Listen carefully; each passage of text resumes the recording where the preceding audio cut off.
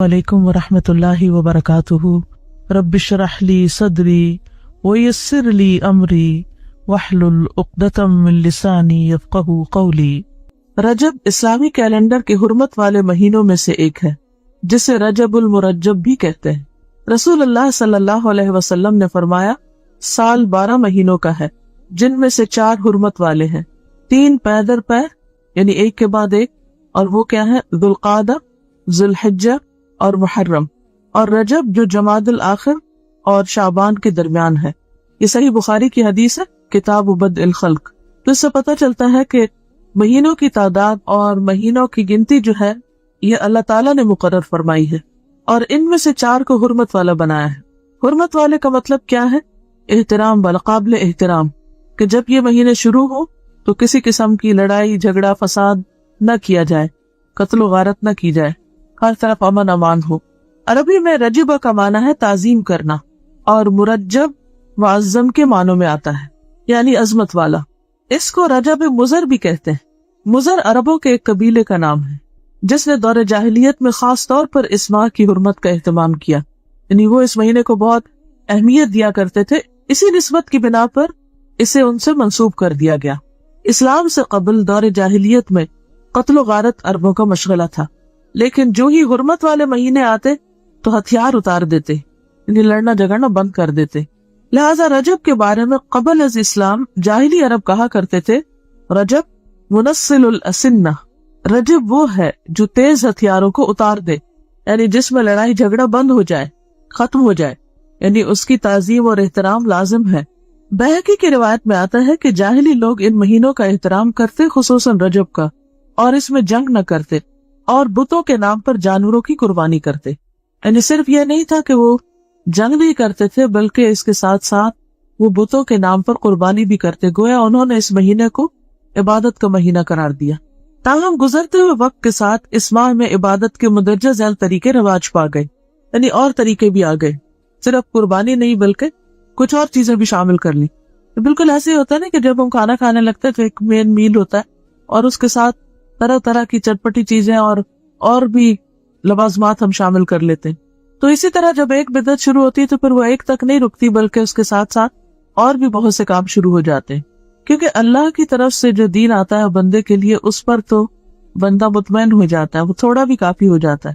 لیکن جب انسان خود سے کوئی دین ایجاد کرنے لگتا ہے اور پھر ہر شخص دین کو اپنے ہاتھ میں لے لیتا ہے، تو پھر اس کی کوئی حد نہیں ہوتی، آپ کہیں پر سٹاپ نہیں لگا سکتے۔ نبی صلی اللہ علیہ وسلم سے پہلے حضرت ابراہیم علیہ السلام نے جو قربانی کی تھی وہ رجب کے مہینے میں نہیں تھی، اور نہ ہی یہ ان کی سنت تھی، یہ عربوں نے خود سے ایک اختراع کی تھی، اور اس کے علاوہ بھی کچھ کام کرتے۔ اور پھر نہ صرف یہ کہ دور جاہلیت میں، بلکہ دور اسلام کے بعد بھی جب دین کی تعلیمات آہستہ آہستہ لوگوں کے اندر سے کم ہونا شروع ہوئی اور بہت سی بدعات نے رواج پا لیا، تو پھر مسلمان ہوتے ہوئے بھی لوگ اس مہینے کو بہت معزز اور محترم قرار دیتے، اور اس میں عبادت کے خود ساختہ طریقے انہوں نے رائج کر دیے، جو کہ اصل سنت سے ثابت نہیں۔ اللہ سبحانہ و تعالی دعاؤں کا سننے والا ہے۔ اگر انسان اپنی حقیقت پر غور کرے تو ہم سب یہ بات جانتے ہیں کہ اپنی فطرت کے اعتبار سے انسان کمزور ہے، اور وہ کمزور پیدا کیا گیا ہے۔ خلق الانسان ضعیفا، انسان کمزور پیدا کیا گیا ہے، اور کمزور کو ہمیشہ سہارے کی ضرورت ہوتی ہے۔ لہذا ہمارے دنیاوی اور دینی اور اخروی معاملات میں جہاں کہیں بھی ہمیں ضرورت ہو تو اللہ سے بہتر سہارا کون ہو سکتا ہے جو ہماری ان معاملات میں صحیح رہنمائی کرے، ہماری مشکلات کو آسان کرے، ہماری ضروریات کو پورا کرے۔ لہٰذا ہمیں اسی کی طرف رجوع کرنا چاہیے، اسی کو پکارنا چاہیے تاکہ ہمیں رہنمائی نصیب ہو۔ لعلہم یرشدون، انسان کوئی بھی ہو، امیر ہو، غریب ہو، بادشاہ ہو، فقیر ہو، مرد ہو، عورت ہو، بچہ ہو، بوڑھا ہو، جوان ہو، دنیا میں کتنے بھی کارنامے کر چکا ہو، لیکن وہ سب اللہ کے محتاج ہیں۔ اللہ سبحانہ وتعالی فرماتے ہیں، یا ایھا الناس انتم الفقراء الی اللہ واللہ هو الغنی الحمید، اے لوگو تم سب اللہ کے محتاج ہو، اور اللہ بے نیاز، غنی، تعریف والا ہے۔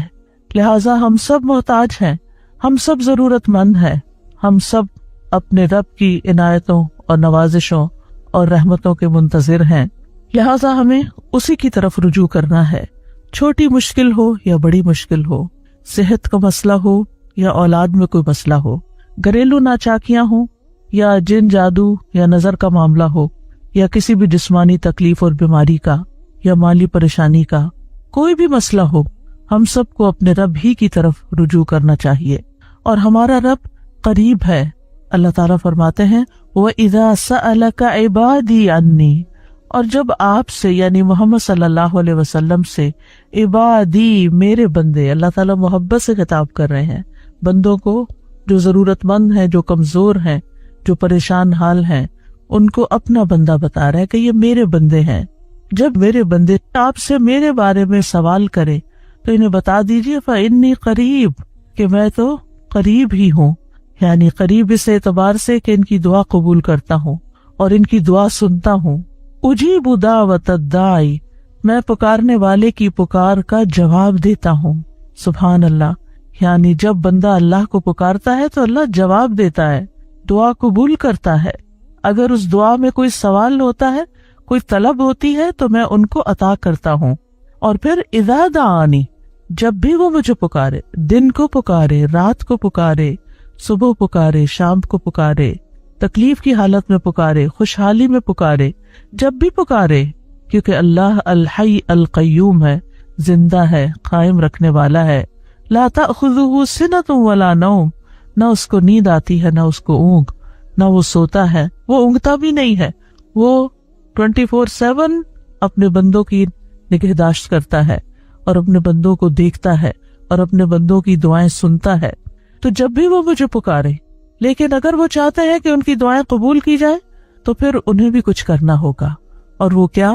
فَلْيَسْتَجِيبُوا لِي، کہ وہ بھی میرا حکم مانے۔ میں نے بھی انہیں کچھ چیزوں کے لیے بلایا ہے، مثلا اللہ سبحانہ تعالیٰ دن میں 5 دفعہ جو اذان ہوتی ہے اس سے کیا پیغام دیتے ہیں؟ حی علی الصلاۃ، حی علی الفلاح، آؤ نماز کی طرف، آؤ کامیابی کی طرف۔ تو انہیں چاہیے کہ اسی طرح کی اور بھی جس طرح کے اللہ نے حکم دیے ہیں، جس میں اللہ نے بندوں کو پکارا ہے، انہیں چاہیے کہ وہ بھی اللہ کی بات پر لبیک کہیں اور اللہ تعالیٰ کے احکامات پر عمل کریں، اور جن چیزوں سے اللہ تعالیٰ بچنے کا حکم دیتا ہے ان سے بچیں، اللہ کی فرما برداری کریں، اس کی نافرمانی سے پرہیز کریں۔ وَلْيُؤْمِنُوا بِي، اور انہیں چاہیے کہ وہ اس بات پر ایمان لائیں کہ اگر وہ میری فرما برداری کریں گے تو میں انہیں ثواب دوں گا۔ انہیں اعتماد کرنا چاہیے، ان کا ایمان ہونا چاہیے، انہیں امید رکھنی چاہیے، انہیں میرے آگے عاجزی کرنی چاہیے۔ اگر وہ ایسا کریں گے تو میں ان کی دعا قبول کر لوں گا۔ لعلہم یرشدون، تاکہ وہ راہ پا جائیں، تاکہ انہیں ہدایت مل جائے۔ یعنی کس معاملے میں ہدایت؟ جس معاملے میں انہوں نے دعا کی، چاہے وہ دعائے عبادت ہو، دعائے سوال ہو، دعائے استخارہ ہو۔ جب بندہ اللہ سبحانہ تعالیٰ کی شرائط کو پورا کر دیتا ہے تو پھر انسان حق کو پا لیتا ہے، اللہ تعالیٰ اس کو نیک عمل کی توفیق دیتے ہیں، اس کو وہ راہیں دکھا دیتے ہیں جن راہوں سے اس کے مسائل حل ہو جاتے ہیں۔ لہٰذا انسان کو ہر حال میں سچے دل سے، حضوری قلب کے ساتھ، مخلص ہو کر، یقین کے ساتھ، رغبت کے ساتھ، رہبت کے ساتھ، یعنی اس سے ڈرتے ہوئے اس سے آہوزاری کرنی چاہیے اور اس سے رہنمائی حاصل کرنی چاہیے، اور جسے دعا کرنے کی توفیق مل جائے تو گویا اس کے لیے قبولیت بھی ہو گئی۔ اللہ سبحانہ وتعالیٰ فرماتے ہیں وَقَالَ رَبُّكُمُ ادْعُونِي أَسْتَجِبْ لَكُمْ، تمہارا رب کہتا ہے کہ مجھے پکارو، میں تمہاری دعا قبول کروں گا۔ عبادت کا کوئی بھی جو عمل ہوتا ہے، خواہ روزہ ہو یا نماز ہو یا تلاوت قرآن ہو، ان سب کے کرنے سے ہماری روح سٹرونگ ہوتی، یعنی ہماری اسپرچل سائڈ جو ہے اس کو اسٹرینتھ ملتی ہے۔ لہٰذا نماز کے بعد دعا قبول ہوتی ہے، قرآن کی قرات کے بعد دعا قبول ہوتی ہے، اور سب سے زیادہ قریب تو انسان سجدے کی حالت میں ہوتا ہے، اور جب سجدے کی حالت میں ہوتا ہے تو دعا کرتا ہے تو وہ دعا اور بھی زیادہ قبول ہوتی، یعنی انسان دل کے ساتھ اور عاجزی کے ساتھ اور سجدے میں پڑھ کے اللہ کے قریب ہوتا ہے۔ تو جب انسان دعا کرتا ہے تو اللہ تعالیٰ قریب ہے، انسان اللہ کو پکارتا ہے تو اللہ اس کے قریب ہوتا ہے، اور سجدے میں اور زیادہ قریب ہوتا ہے تو قبولیت کے چانسز بھی اور زیادہ بڑھ جاتے ہیں۔ دنیا میں کوئی بھی اور ایسا نہیں، بڑے سے بڑا بادشاہ بھی، کہ جو بندوں کے حال سے واقف ہو، جس کے پاس اتنے اختیارات ہوں، جس کے پاس اتنی قابلیت ہو، اتنا کچھ ہو کہ وہ بندوں کی ساری ضروریات پوری کر سکے، وہ تو اپنی تکلیف بھی دور کرنے پہ قادر نہیں ہوتے۔ اللہ کو دنیاوی بادشاہوں سے مثال نہیں دی جا سکتی، وَلِلَّهِ الْمَثَلُ الْأَعْلَى، کیونکہ حقیقی بادشاہ تو اللہ ہی ہے، باقی خواہ کوئی بادشاہ ہو یا فقیر ہو، وہ سب اس کے بندے ہیں۔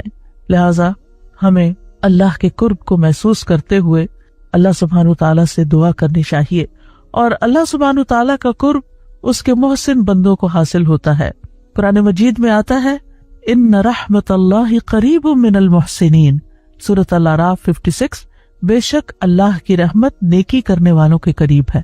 لہذا نیکی کا کوئی بھی جو کام آپ کرتے ہیں اس کے بعد دعا کریں، چاہے آپ صدقہ خیرات کریں، چاہے آپ ذکر اذکار کریں، درود شریف پڑھیں۔ درود شریف تو خود ایک مکمل دعا ہے، اگر انسان کوئی بھی اور دعا نہ مانگے، صرف درود شریف ہی پڑھتا رہے تو اس کی ساری حاجات پوری ہو جاتی ہے۔ اور خاص طور پر جب بندہ اللہ کو پکارتا ہے تو اللہ بندے کے قریب ہوتا ہے۔ ابو موسیٰ اشعری کہتے ہیں کہ ہم ایک سفر میں رسول اللہ صلی اللہ علیہ وسلم کے ساتھ تھے، جب ہم کسی وادی میں اترتے تو لا الہ الا اللہ اور اللہ اکبر کہتے اور ہماری آوازیں بلند ہو جاتی، تو نبی صلی اللہ علیہ وسلم نے فرمایا، اے لوگوں اپنی جانوں پر رحم کرو، کیونکہ تم کسی بہرے یا غائب کو نہیں پکار رہے، وہ تو تمہارے ساتھ ہی ہے، بے شک وہ سننے والا اور تم سے بہت قریب ہے، اس کا نام برکتوں والا ہے اور اس کی عظمت بہت ہی بڑی ہے۔ لہٰذا ایسے رب کو پکار کر کبھی کوئی مایوس ہو سکتا ہے۔ زکریا علیہ السلام نے کہا تھا کہ وَلَمْ أَكُنْ بِدُعَائِكَ رَبِّ شَقِيًّا، کہ تجھ سے دعا مانگ کے تو اے رب میں کبھی نامراد ہوا ہی نہیں، میری تو ساری ہی قبول ہوئی۔ اور یہ حقیقت ہے کہ جب بندہ دعا کرتا ہے تو دعا قبول ہوتی ہے، چاہے وہ نیک ہو، اس کو مانتا ہو یا نہ مانتا ہو، وہ ہر ایک کی سنتا ہے، اور پھر وہ کس شکل میں قبول ہوتی، یا تو اس کو وہی چیز مل جاتی ہے جو اس نے مانگی ہوتی ہے، یا پھر اس جیسی کوئی تکلیف دور کر دی جاتی ہے، یعنی اس درجے کی، اور یا پھر قیامت کے دن کے لیے محفوظ کر دی جاتی، اور وہاں جا کر تو بندہ یہ چاہے گا کہ کاش دنیا میں اس کی کوئی بھی دعا قبول نہ ہوتی اور آج ساری دعائیں حسنات کی شکل میں میزان کو بھاری کرنے والی بن جاتی۔ یاد رکھیے کہ جتنے خلوص کے ساتھ بندہ دعا کرتا ہے اتنی ہی تیزی کے ساتھ دعا اوپر اٹھتی ہے، اور اتنی ہی تیزی کے ساتھ اللہ کی بارگاہ میں پہنچتی ہے۔ نبی صلی اللہ علیہ وسلم نے فرمایا، جس نے لا الہ الا اللہ وحدہ لا شریک لہ لہ الملک ولہ الحمد وہو علی کل شیء قدیر، اپنے دل سے خالص ہو کر زبان سے اس کی تصدیق کرتے ہوئے کہا تو اس کے لیے آسمان کے دروازے کھول دیے جاتے ہیں، حتیٰ کہ اللہ تعالیٰ زمین میں اس کے کہنے والے کی طرف دیکھتا ہے۔ جس کی طرف اللہ نے دیکھ لیا اس بندے کا یہ حق ہے کہ اس کا مطالبہ اس کو عطا کر دے۔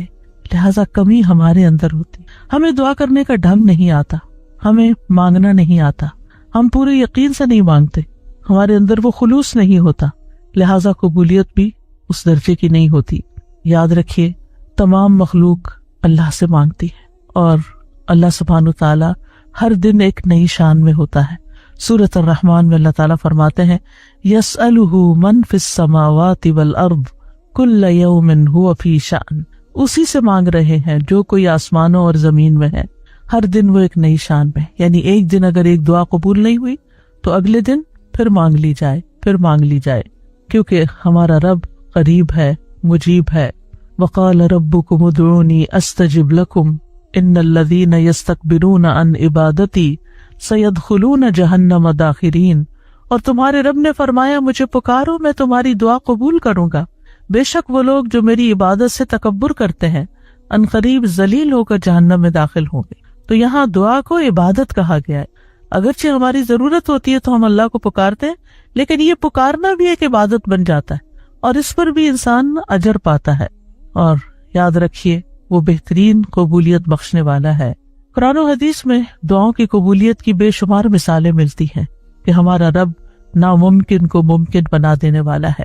ہم دیکھتے ہیں کہ نوح علیہ السلام نے اللہ تعالیٰ کو پکارا تو اللہ تعالیٰ نے ان کی دعا قبول کر لی۔ وَلَقَدْ نَادَانَا نُوحٌ فَلَنِعْمَ الْمُجِيبُونَ، سورۃ الصافات میں آتا ہے، اور بلا شبہ نوح نے ہمیں پکارا تو یقیناً ہم کتنے اچھے قبول کرنے والے، یعنی ان کی دعا ہم نے قبول کر لی۔ ایک دوسری جگہ پر آتا ہے سورۃ الانبیاء میں، وَنُوحًا إِذْ نَادَى مِن قَبْلُ فَاسْتَجَبْنَا لَهُ فنجیناہ واہلہ من الکرب العظیم. اور نوح کو بھی جب اس نے اس سے پہلے پکارا تو ہم نے اس کی دعا قبول کر لی، پھر اسے اور اس کے گھر والوں کو بہت بڑی گھبراہٹ سے بچا لیا. جب شیطان ہمارے دل میں مایوسی ڈالے کہ تمہاری نہیں سنی جائے گی، تمہاری نہیں قبول ہوگی، پتہ نہیں قبول ہوگی بھی یا نہیں، تو فوراً سوچا کرے کہ نوح علیہ السلام کی تو اللہ نے قبول کر لی تھی، وہ ضرور میری بھی دعا قبول کر لے گا. یونس علیہ السلام نے مچھلی کے پیٹ میں اللہ کو پکارا تھا. فنادى في الظلمات لا إله إلا أنت سبحانك إني كنت من الظالمين فاستجبنا له ونجيناه من الغم وكذلك ننجي المؤمنين. تو اس نے اندھیروں میں پکارا کہ تیرے سوا کوئی معبود نہیں، تو پاک ہے، یقیناً میں ظلم کرنے والوں میں سے ہو گیا ہوں. تو ہم نے اس کی دعا قبول کر لی اور اسے غم سے نجات دی. اور اسی طرح ہم ایمان والوں کو نجات دیتے، یعنی باقی ایمان والے بھی اگر یونس علیہ السلام کے نقش قدم پر چلتے ہوئے اللہ سے دعا کریں اور اپنے قصور کا اعتراف کریں تو اللہ تعالیٰ ضرور ان کی بھی سنے گا. ایوب علیہ السلام نے اللہ کو پکارا، اللہ نے ان کی دعا قبول کر لی. وَأَيُّوبَ إِذْ نَادَى رَبَّهُ أَنِّي مَسَّنِيَ الضُّرُّ وَأَنْتَ أَرْحَمُ الرَّاحِمِينَ فَاسْتَجَبْنَا لَهُ فَكَشَفْنَا مَا بِهِ مِنْ ضُرٍّ وَآتَيْنَاهُ أَهْلَهُ وَمِثْلَهُمْ مَعَهُمْ رَحْمَةً مِّنْ عِنْدِنَا وَذِكْرَىٰ لِلْعَابِدِينَ. اور ایوب جب اس نے اپنے رب کو پکارا کہ بے شک مجھے تکلیف پہنچی ہے اور تو رحم کرنے والوں میں سب سے زیادہ رحم کرنے والا ہے، تو ہم نے اس کی دعا قبول کر لی. مانگنے کا کتنا خوبصورت انداز ہے. بس اسے جو بھی تکلیف تھی دور کر دی اور اسے اور اس کے گھر والے اور ان کے ساتھ ان کی مثل اور عطا کر دیے اپنے پاس سے رحمت کے لیے اور ان لوگوں کی یاد دہانی کے لیے جو عبادت کرنے والے ہیں، یعنی جو باقی دعائیں کرنے والے ہیں ان کے لیے بھی ایک ریمائنڈر ہے کس طرح دعا کی جاتی ہے اور کیسے وہ قبول ہوتی ہے اور کیسے مشکلات آسان ہوتی ہیں. اس لیے اس رب سے مایوس ہونے کی ضرورت نہیں. یوسف علیہ السلام نے اللہ تعالیٰ کو پکارا تھا، اللہ تعالیٰ نے ان کی دعا قبول کر لی. قال رب السجن احب الی مما یدوننی الیہ وَإِلَّا تَصْرِفْ عَنِّي كَيْدَهُنَّ أَصْبُ إِلَيْهِنَّ وَأَكُن مِّنَ الْجَاهِلِينَ فَاسْتَجَابَ لَهُ رَبُّهُ فَصَرَفَ عَنْهُ كَيْدَهُنَّ إِنَّهُ هُوَ السَّمِيعُ الْعَلِيمُ. اس نے کہا اے میرے رب، مجھے قید خانہ اس سے زیادہ محبوب ہے جس کی طرف یہ سب مجھے دعوت دے رہی ہیں، اور اگر تو مجھ سے ان کے فریب کو نہ ہٹائے گا تو میں ان کی طرف مائل ہو جاؤں گا اور جاہلوں میں سے ہو جاؤں گا. تو اس کے رب نے اس کی دعا قبول کر لی، بس اس سے ان عورتوں کا فریب ہٹا دیا. بے شک وہی سب کچھ سننے والا، سب کچھ جاننے والا ہے. ابراہیم علیہ السلام نے اللہ کو پکارا، اللہ نے ان کی دعا سن لی. ابن عباس رضی اللہ عنہ کہتے ہیں کہ کلمہ حسبنا اللہ و نعم الوکیل ابراہیم علیہ السلام نے اس وقت کہا تھا جب ان کو آگ میں ڈالا گیا تھا. ان کے یہ کہنے پر آگ ٹھنڈی ہو گئی. انہوں نے کہا اسے جلا دو اور اپنے معبودوں کی مدد کرو اگر تم کرنے والے ہو. تو ہم نے کہا اے آگ، تو ابراہیم پر سراسر ٹھنڈک اور سلامتی بن جا. موسیٰ علیہ السلام نے اللہ کو پکارا اور اللہ نے ان کی دعا سن لی. اللہ سبحانہ تعالیٰ فرماتے ہیں بلا شبہ تم دونوں کی دعا قبول کر لی گئی، بس دونوں ثابت قدم رہو اور ان لوگوں کے رستے پر ہرگز نہ چلو جو جانتے نہیں ہیں، یعنی فرعونی اور ان کے اہل و عیال اور ان کی آل. زکریا علیہ السلام نے اپنے رب کو پکارا. وَزَكَرِيَّا إِذْ نَادَى رَبَّهُ رَبِّ لَا تَذَرْنِي فَرْدًا وَأَنْتَ خَيْرُ الْوَارِثِينَ فَاسْتَجَبْنَا لَهُ وَوَهَبْنَا لَهُ يَحْيَىٰ وَأَصْلَحْنَا لَهُ زَوْجَهُ إِنَّهُمْ كَانُوا يُسَارِعُونَ فِي الْخَيْرَاتِ وَيَدْعُونَنَا رَغَبًا وَرَهَبًا وَكَانُوا لَنَا خَاشِعِينَ. اور زکریا جب اس نے اپنے رب کو پکارا کہ اے میرے رب مجھے اکیلا نہ چھوڑ اور تو سب وارثوں سے بہتر ہے، تو ہم نے اس کی دعا قبول کر لی اور اسے یحییٰ عطا کیا اور اس کی بیوی کو اس کے لیے درست کر دیا. بے شک وہ نیکیوں میں جلدی کرتے تھے اور ہمیں رغبت اور خوف سے پکارتے تھے اور وہ ہمارے لیے عاجزی کرنے والے تھے. تو اس سے کیا پتہ چل رہا ہے کہ اگر ہم چاہتے ہیں کہ ہماری دعائیں قبول ہوں تو پھر ہمیں نیکیوں میں جلدی کرنی ہوگی، نیکی کے کاموں میں آگے بڑھنا ہوگا اور ہر حال میں رب کو پکارتے چلے جانا ہوگا، رغبت سے بھی اور خوف سے بھی، یعنی اللہ سے امید رکھتے ہوئے بھی اور اس سے ڈرتے ہوئے بھی. اور رسول اللہ صلی اللہ علیہ وسلم کی بھی بہت سی دعائیں اللہ سبحانہ و تعالیٰ نے قبول فرمائیں. حضرت سارہ نے اپنے رب کو پکارا اللہ نے ان کی دعا قبول کر لی جب وہ ایسے ظالم بادشاہ کے پاس گھیر کے لائی گئی کہ جو ان کے ساتھ برائی کا ارادہ کرتا تھا، تو انہوں نے کھڑے ہو کر وضو کیا، نماز پڑھنے لگی، پھر دعا کی، اے اللہ اگر میں تجھ پر اور تیرے رسول پر ایمان لائی ہوں اور میں نے اپنی شرمگاہ کو اپنے شوہر کے سوا محفوظ رکھا ہے تو اس کافر کو میرے اوپر مسلط نہ ہونے دے۔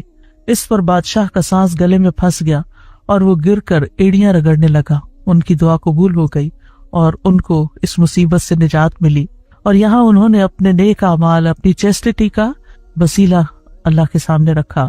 پھر اسی طرح ایک اور قصہ آتا ہے غار والوں کا، جنہوں نے اپنے نیک اعمال کو وسیلہ بنایا، اللہ کو پکارا اور اللہ تعالیٰ نے ان کی دعا سن لی۔ بنی اسرائیل کے 3 لوگوں کا واقعہ ہے جو کہیں باہر جا رہے تھے کہ اچانک بارش ہونے لگی تو انہوں نے ایک پہاڑ کے غار میں جا کر پناہ لی۔ اتفاق سے پہاڑ کی ایک چٹان اوپر سے لڑکی اور اس غار کے منہ کو بند کر دیا۔ اب ایک نے دوسرے سے کہا کہ اپنے سب سے اچھے عمل کا جو تم نے کبھی کیا ہو نام لے کر اللہ سے دعا کرو، یعنی اچھے عمل کو وسیلہ بنا کے دعا کرو۔ تو بہرحال جب اس نے دعا کی اپنے والدین کی خدمت کے حوالے سے تو چٹان تھوڑی سی رک گئی۔ پھر دوسرے شخص نے دعا کی اور اپنے ایک نیک عمل کا واسطہ دیا، چٹان تھوڑی اور سرکی، اور پھر اسی طرح تیسرے شخص نے بھی، اور اس نے یہ کہا کہ اللہ اگر تیرے نزدیک یہ کام میں نے تیرا چہرہ چاہنے کے لیے کیا تھا تو یہاں ہمارے لیے اس چٹان کو ہٹا کر راستہ بنا دے۔ چنانچہ وہ غار پورا کھل گیا اور تینوں شخص باہر آ گئے۔ یہ تفصیلی کہانی صحیح بخاری کی حدیث نمبر 2215 میں ملتی ہے، جو شوق رکھتے ہوں وہ اس کو پڑھ سکتے ہیں۔ یاد رکھیے دعا ایک عبادت ہے۔ نبی صلی اللہ علیہ وسلم نے فرمایا الدعاء هو العبادہ، اسی لیے ہم دن میں کئی بار سورۃ الفاتحہ نماز میں جب پڑھتے ہیں تو ایاک نعبد و ایاک نستعین ساتھ ساتھ پڑھتے ہیں کہ صرف تیری عبادت ہم کرتے ہیں اور صرف تجھی سے ہم مدد چاہتے ہیں۔ اللہ کے نزدیک دعا سے زیادہ معزز کوئی چیز نہیں، یعنی بندہ دعا میں عجز و انکساری کا اظہار کرتا ہے، اپنی ذلت کا اظہار کرتا ہے، اللہ کے آگے جھک جاتا ہے، اپنا سر، اپنا ماتھا، اپنا ناک اللہ کے آگے رگڑتا ہے، اور یہ عبودیت کا اعلیٰ ترین مقام ہے۔ یہ بندے کے لیے سب سے بلند مقام ہے جس میں وہ اپنے رب کے آگے جھکتا ہے اور اپنے رب سے مانگتا ہے تو رب اس کو عزت بخشتا ہے۔ جو بندہ اللہ کے آگے ہاتھ پھیلاتا ہے تو اللہ سبحانہ وتعالیٰ اس کے ہاتھوں میں ضرور خیر ڈالتے ہیں۔ حدیث میں آتا ہے رسول اللہ صلی اللہ علیہ وسلم نے فرمایا بے شک اللہ بڑا رحیم ہے اور بڑے کرم والا ہے، اس کو اس بات سے شرم آتی ہے کہ اس کا کوئی بندہ اس کے آگے اپنے دونوں ہاتھ پھیلائے اور وہ ان دونوں میں کوئی خیر نہ ڈالے۔ جو مسلمان بھی اپنی حاجت اللہ کے آگے رکھ دے اللہ اسے ضرور نوازتا ہے۔ آپ صلی اللہ علیہ وسلم نے فرمایا، مسند احمد کی روایت ہے، جو مسلمان اپنا چہرہ اللہ عز و جل کے سامنے گاڑ کر کسی چیز کا سوال کرتا ہے اللہ اسے وہ چیز ضرور عطا فرماتا ہے، خواہ جلدی عطا فرمائے یا اس کے لیے ذخیرہ کر کے رکھ دے۔ لہٰذا ہمیں خاص طور پر قبولیت کے اوقات میں اللہ تعالیٰ سے دعا مانگتے رہنا چاہیے۔ اللہ تعالیٰ خود بندے کو پکارتے ہیں۔ جب رات کا 1/3 حصہ بچتا ہے تو اللہ تعالیٰ آسمان دنیا پہ نزول فرماتے ہیں اور فرماتے ہیں کون ہے جو مجھ سے دعا کرے تو میں اس کی دعا قبول کر لوں، کون ہے جو مجھ سے بخشش طلب کرے تو میں اسے بخش دوں۔ اب رمضان میں سحری کے وقت تو اٹھنا ہی ہوتا ہے، یہ وہی وقت ہوتا ہے جو دعاؤں کی قبولیت کا اور خصوصاً استغفار بخشش کی دعا مانگنے کا ہوتا ہے۔ وَبِالْأَسْحَارِ هُمْ يَسْتَغْفِرُونَ، اور سحری کے وقت وہ استغفار کرتے ہیں۔ پھر فرمایا کون ہے جو مجھ سے رزق طلب کرے کہ میں اسے رزق عطا کر دوں۔ تو جو لوگ اپنے رزق کے لیے پریشان ہیں، خاص طور پر ان حالات میں، آج کل کے دنوں میں کورونا کی وجہ سے جب لوگوں کے اوپر ایک خاص تنگی آئی ہوئی ہے، مشکل آئی ہوئی ہے ہر طرح کے معاملات میں، خصوصاً رزق کے معاملے میں، تو اس میں بندہ اپنے رب سے رزق مانگے۔ اور رمضان کا مہینہ ایسا مہینہ ہے کہ جس میں اپنی ساری حاجتیں اپنے رب کے سامنے رکھنے کا ایک بہترین موقع ہے۔ آپ کم از کم 30 ایسی دعائیں لکھ کے رکھ لیں کہ جو آپ نے اپنے رب سے مانگنی ہے۔ اگر وقت تھوڑا بھی ہو تو ہر روز کے لیے ایک دعا خوب عاجزی اور انکساری کے ساتھ سحری کے وقت مانگے۔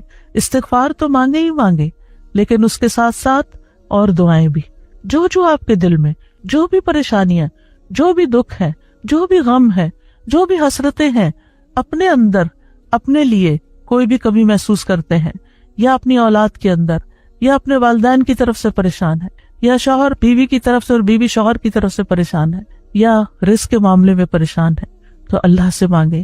ہو سکتا ہے یہ رمضان آپ کی زندگی میں بہت بڑی تبدیلی لے آئے اور آپ کے سارے غم اور دکھ دور ہو جائیں، کیونکہ اللہ تعالیٰ پکارتے رہتے ہیں کون ہے جو تکلیف دور کرنے کی درخواست کرے کہ میں اس کی تکلیف دور کر دوں.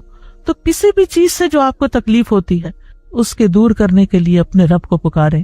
حدیث میں آتا ہے یہ اعلان طلوع فجر تک ہوتا رہتا ہے، یعنی جب تک فجر کی اذان نہیں ہوتی تو اللہ تعالیٰ آپ کو پکارتے رہتے ہیں. تو اللہ نے دعا مانگنے کا حکم دیا ہے اور قبولیت کا وعدہ کیا ہے، لہٰذا قبولیت کے لیے اللہ کو پکارتے رہنا چاہیے. کیونکہ شیطان انسان کے دل میں وسوسہ ڈالتا ہے تم تو بہت گناہگار ہو، تمہاری کہاں سنی جائے گی. یاد رکھیے اللہ تعالیٰ گناہگاروں کی بھی سنتا ہے. حدیث میں آتا ہے مظلوم کی دعا قبول کی جاتی ہے اگرچہ وہ گناہگار ہو، بس اس کا گناہ اس کے نفس پر ہے. سفیان بن عیینہ کہتے ہیں کہ دعا کرنے کو ترک نہ کرو. کسی بھی حال میں بڑے سے بڑا جرم کیا، بڑے سے بڑا قصور کیا، لیکن اللہ سے مایوس نہ ہو. وہ کہتے ہیں اور تم اپنے نفسوں کے بارے میں جو کچھ جانتے ہو وہ چیز تمہیں دعا مانگنے سے نہ روکے، کیونکہ بلیل انسان علی نفسہ بصیرہ، انسان اپنے بارے میں اپنے آپ کو خوب جانتا ہے، خوب آگاہ ہے. بس اللہ نے تو ابلیس کی بھی دعا قبول فرمائی، حالانکہ وہ تمام مخلوقات سے بدتر ہے. اس نے کہا تھا قال انظرنی الی یوم یبعثون، کہ مجھے اس دن تک مہلت دے اے رب جب یہ سب اٹھائے جائیں گے. تو اللہ تعالیٰ نے اس کی دعا قبول کر لی اور اس کو مہلت دے دی. لیکن وہ اپنے سے مانگنے والوں سے محبت رکھتا ہے، اس کو پسند کرتا ہے. سفیان ثوری کہا کرتے تھے اے وہ ذات جس کو اپنے تمام بندوں میں سے وہ انسان سب سے زیادہ محبوب ہے جو اس سے مانگے تو کثرت سے اس سے سوال کرے، زیادہ مانگے، انسسٹ کرے، مانگتا چلا جائے، بار بار مانگے. اے وہ ذات جس کو اپنے تمام بندوں میں وہ انسان سب سے زیادہ ناپسند ہے جو اس سے نہ مانگے، اور تیرے سوا کوئی بھی ایسا نہیں ہے میرے رب، یہ تو ہی ہے کہ جو مانگنے والے سے محبت کرتا ہے، ورنہ مخلوق تو مانگنے والوں سے نفرت کرتی ہے، اور اس کے برعکس اگر کوئی تجھ سے نہ مانگے تو اس کو ناپسند کرتا ہے. یاد رکھیے ہر چیز اللہ سے مانگیے، چھوٹی سے چھوٹی چیز اور بڑی سے بڑی چیز. بندہ جب بندوں سے مانگتا ہے تو ان کی نگاہوں میں چھوٹا ہو جاتا ہے، لیکن بندہ جب رب سے مانگتا ہے تو رب کی نگاہ میں بڑا ہو جاتا ہے، معزز ہو جاتا ہے. ابو ذر غفاری رضی اللہ عنہ روایت کرتے ہیں کہ نبی صلی اللہ علیہ وسلم اپنے رب تبارک و تعالیٰ سے روایت کرتے ہیں کہ بے شک اللہ تعالیٰ فرماتا ہے اے میرے بندو تم سب گمراہ ہو سوائے اس کے جسے میں ہدایت دوں، بس تم مجھ سے ہدایت مانگو میں تمہیں ہدایت دوں گا. اے میرے بندو تم سب بھوکے ہو سوائے اس کے کہ جسے میں کھلاؤں، تو تم مجھ سے کھانا مانگو میں تمہیں کھانا کھلاؤں گا. اے میرے بندو تم سب برہنہ ہو سوائے اس کے جسے میں لباس پہناؤں، تو تم مجھ سے لباس مانگو میں تمہیں لباس پہناؤں گا. اے میرے بندو تم سب دن رات گناہ کرتے ہو اور میں سارے گناہوں کو بخشتا ہوں، تو تم مجھ سے بخشش مانگو میں تمہیں بخش دوں گا. اے میرے بندو اگر تمہارے اولین و آخرین اور جن و انس ایک صاف چٹیل میدان میں کھڑے ہو کر مجھ سے مانگنے لگے اور میں ہر ایک کو جو کچھ وہ مجھ سے مانگے عطا کر دوں، تو پھر بھی میرے خزانوں میں کوئی کمی نہیں ہوگی مگر جتنی سمندر میں سوئی ڈال کر نکالنے سے پانی میں کمی آتی ہے، گویا کچھ بھی کمی نہیں. لہٰذا ہمیں اللہ سے ہدایت بھی مانگنی، اللہ سے کھانا بھی مانگنا ہے، لباس بھی مانگنا ہے، گناہوں کی بخشش بھی مانگنی، اور وہ سب کچھ مانگنا ہے جو ہماری ضرورت ہے. دعا بہترین دوا بھی ہے. ابن قیم کہتے ہیں دعا سب دواؤں سے زیادہ نفع بخش ہے، سب دواؤں سے زیادہ. یعنی آپ دوا کھا بھی لیں لیکن اگر اس کے ساتھ آپ دعا کریں گے تو دعا کی وجہ سے وہ دوا بھی زیادہ بہتر کام کرے گی. اور یہ مصائب و مشکلات کی دشمن ہے، یہ تکلیف کو دور کرتی ہے اور اس کا علاج کرتی ہے، تکلیف نازل ہونے کو روکتی ہے، اسے ختم کر دیتی ہے، یا جب وہ تکلیف نازل ہوتی ہے تو دعا اسے کم کر دیتی ہے، اور دعا مومن کا ہتھیار ہے. عمر بن خطاب کہا کرتے تھے میں دعا کی قبولیت کے بارے میں پریشان نہیں ہوتا بلکہ میں دعا کے بارے میں پریشان ہوتا ہوں. تو جب تمہارے دل میں دعا مانگنے کا خیال ڈال دیا جاتا ہے تو دعا کی قبولیت ساتھ ہی ہو جاتی ہے. کیونکہ بعض اوقات ہم کسی معاملے میں اریٹیٹ ہو رہے ہوتے ہیں، تنگ ہو رہے ہوتے ہیں، پریشان ہو رہے ہوتے ہیں، رو رہے ہوتے ہیں، دل میں بدگمانیاں لوگوں کے بارے میں لا رہے ہوتے ہیں، لوگوں کے گلے شکوے. نہیں، ان سارے مواقع پر جلنے کڑنے کی بجائے، پریشان ہونے کی بجائے فوراً اللہ سے مانگنا شروع کر دیں، فوراً اللہ کی طرف رجوع کریں. اللہ تعالیٰ ایسی کیفیات ہمارے اوپر لاتے اس لیے تاکہ ہم اس کی طرف رجوع کریں. کیونکہ ہم خوشحالی میں تو کم ہی یاد کرتے ہیں، لیکن افسوس یہ کہ ہم تو بدحالی میں بھی اللہ کو یاد کرنا بھول جاتے ہیں. بندوں سے توقع رکھتے ہیں لیکن بندے مایوس کرتے ہیں، اور انسان ہیں بھی کمزور، ہم سب محتاج ہیں اللہ کے، دینے والا تو وہی ہے، لہٰذا اس سے مانگے، وہ اللہ اپنے بندوں کے دل میں آپ کی مدد کا خیال ڈال دے گا۔ پھر یاد رکھیے کہ دعا صرف ایک دفعہ مانگ کے یہ نہیں کہنا چاہیے کہ میری تو قبول نہیں ہوئی، تکرار سے مانگتے چلے جائیں۔ ابو درداء کہا کرتے تھے کہ دعا مانگنے میں زور صرف کرو، زور لگاؤ، کیونکہ جو کثرت سے دروازہ کھٹکھٹاتا ہے قریب ہے کہ اس کے لیے دروازہ کھول دیا جائے، اور جو اللہ سے نہیں مانگتا اللہ اس سے ناراض ہو جاتا ہے۔ اور یاد رکھیے دعا مانگ کے مایوس بھی نہیں ہونا چاہیے، کیونکہ اللہ کی رحمت سے مایوسی کبیرہ گناہوں میں شامل ہے، اور بندوں کی مایوسی پہ رب مسکراتا ہے۔ نبی صلی اللہ علیہ وسلم نے فرمایا ہمارا رب اپنے بندوں کی مایوسی پر ہنستا ہے، حالانکہ حالات کی تبدیلی قریب ہوتی ہے۔ ابو رزین نے عرض کیا اے اللہ کے رسول کیا رب بھی ہنستا ہے؟ آپ نے فرمایا ہاں۔ میں نے عرض کیا جو رب ہنستا ہے ہم اس کے ہاں خیر و بھلائی کو مفقود نہیں پا سکتے، یعنی وہاں سے تو خیر و بھلائی ملے گی ہی ملے گی۔ تو یاد رکھیے کہ دعا جب مانگتے ہیں ہم قبولیت کی امید کے ساتھ، تو بعض اوقات وہ اس طرح چیزیں ہوتی نہیں، تو اس کے کچھ درجے ہیں۔ کبھی تو انسان کو وہ چیز ویسے ہی مل جاتی ہے، کبھی آخرت کے لیے ذخیرہ بنا دی جاتی ہے، کبھی گناہوں کا کفارہ ادا ہو جاتا ہے۔ انسان مایوس نہ ہو، کیونکہ اللہ تعالیٰ سننے والا ہے۔ ہم نے اللہ کی عظمت کو پہچانا نہیں، اس لیے ہم بہت جلدی کہتے ہیں میں نے اپنے رب سے دعا کی لیکن میری دعا قبول نہیں ہوئی، حالانکہ وہ قبول کر چکا ہوتا ہے۔ بعض اوقات ہم کوئی چیز مانگ رہے ہوتے ہیں لیکن اس سے زیادہ ہمیں اس بلا سے بچنے کی ضرورت ہوتی ہے جو راستے میں آ رہی ہوتی، تو جب بندہ دعا کرتا ہے تو بلا واپس چلی جاتی ہے۔ دعا جو ہے وہ قضا کو بھی بدل دیتی، تقدیر کو بھی بدل دیتی ہے، قضا کو بھی رد کر دیتی ہے۔ ایک مصیبت آنے والی ہوتی، ایک آفت آپ کے راستے میں ہوتی ہے کہ اتنے میں آپ کسی اور چیز کے لیے دعا کرنا شروع کر دیتے، تو آپ کا رب آپ کو وہ چیز دینے کی بجائے آپ کی وہ آنے والی مصیبت ٹال دیتا ہے۔ لیکن کبھی جیسے انسان مانگتا ہے ویسے ہی مل بھی جاتا ہے۔ جیسے ابراہیم علیہ السلام نے ایک بیٹے کی دعا مانگی تھی، صرف بیٹے کی نہیں، رب ہب لی من الصالحین فبشرناہ بغلام حلیم، تو اللہ نے ان کو ایک بردبار لڑکے کی بشارت دی، یعنی جس کے اندر بردباری ہو، واقعی نیکی کے راستے پر اس کے لیے چلنا آسان ہوتا ہے، اور کبھی مانگی ہوئی چیز سے بھی بہتر عطا کرتا ہے۔ عمران کی بیوی نے اللہ سبحانہ وتعالیٰ سے نظر مانی کہ جو میرے پیٹ میں وہ آزاد ہوگا تو مجھ سے قبول فرما، تو جب اس نے بچے کو جنم دیا تو وہ بیٹی تھی، تو پریشان ہو گئی کہ شاید یہ میرے حق میں بہتر نہیں، اور اللہ زیادہ جاننے والا ہے جو اس نے جنا، قرآن مجید میں آتا ہے، اور لڑکا لڑکی جیسا نہیں ہوتا، لہذا تم لڑکی کو معمولی چیز نہ سمجھو، بے شک میں نے اس کا نام مریم رکھا، بے شک میں اسے اور اس کی اولاد کو شیطان مردود سے تیری پناہ میں دیتی۔ اور کبھی مانگی ہوئی چیز سے کوئی تکلیف دور ہو جاتی ہے، کبھی دعا گناہوں کا کفارہ بن جاتی ہے۔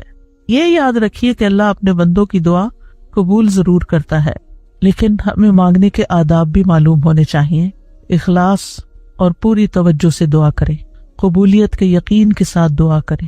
یوں نہیں کہنا چاہیے اللہ اگر تو چاہے تو میری بخشش کر دے، چاہے تو مجھ پہ رحم کر، چاہے تو مجھے روزی دے، بلکہ پختگی کے ساتھ سوال کرنا چاہیے، کیونکہ اللہ جو چاہتا ہے وہ کرتا ہے، اس پہ کوئی جبر کرنے والا نہیں ہے۔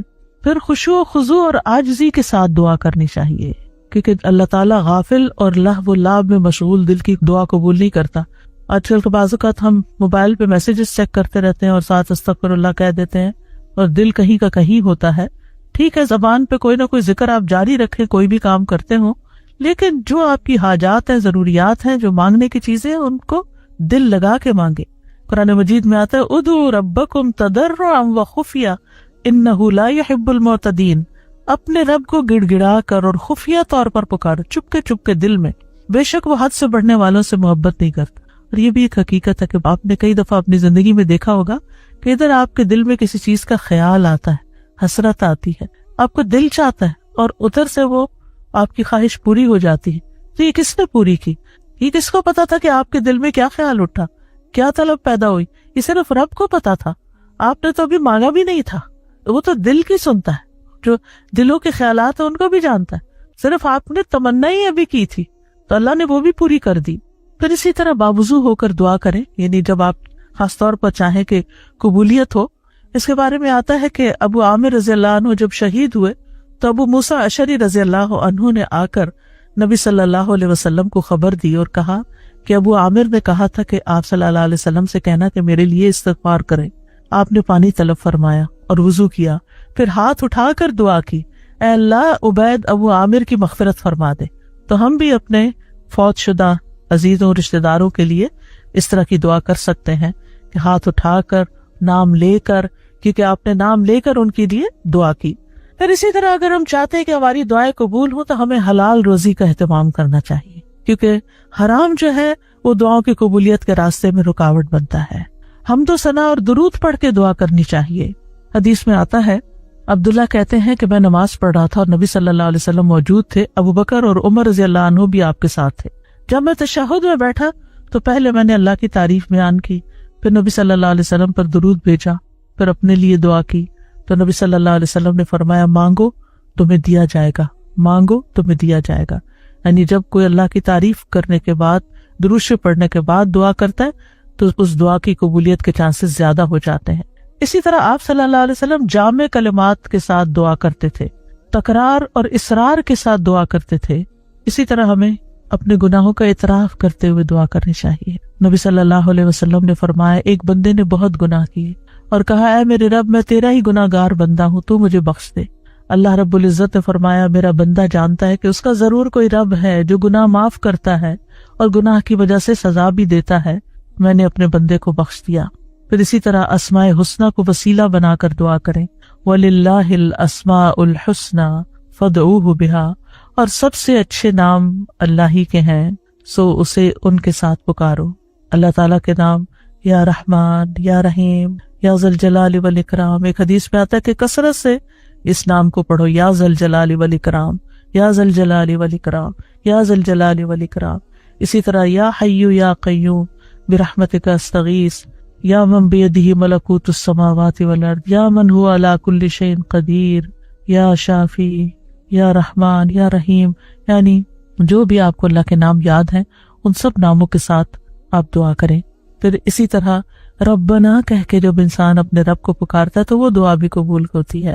ابو درداء کہتے ہیں، اللہ مومنوں پر رحم فرمائے، وہ مسلسل یہی کہتے رہتے ہیں، ربنا ربنا، یہاں تک کہ ان کی دعا قبول کر لی جاتی ہے۔ اسی طرح کچھ ایسے لوگ ہوتے ہیں جن کی دعا رد نہیں ہوتی، جیسے مظلوم ہیں، مسافر ہیں، والد ہیں، اولاد جو اپنے والدین کے لیے دعا کرتی ہے۔ نبی صلی اللہ علیہ وسلم نے فرمایا، جنت میں آدمی کا درجہ بلند کر دیا جاتا ہے تو وہ عرض کرتا ہے، یہ کیسے ہوا؟ اسے کہا جاتا ہے کہ تمہاری اولاد تمہارے حق میں جو استغفار کر رہی تھی اس کی وجہ سے۔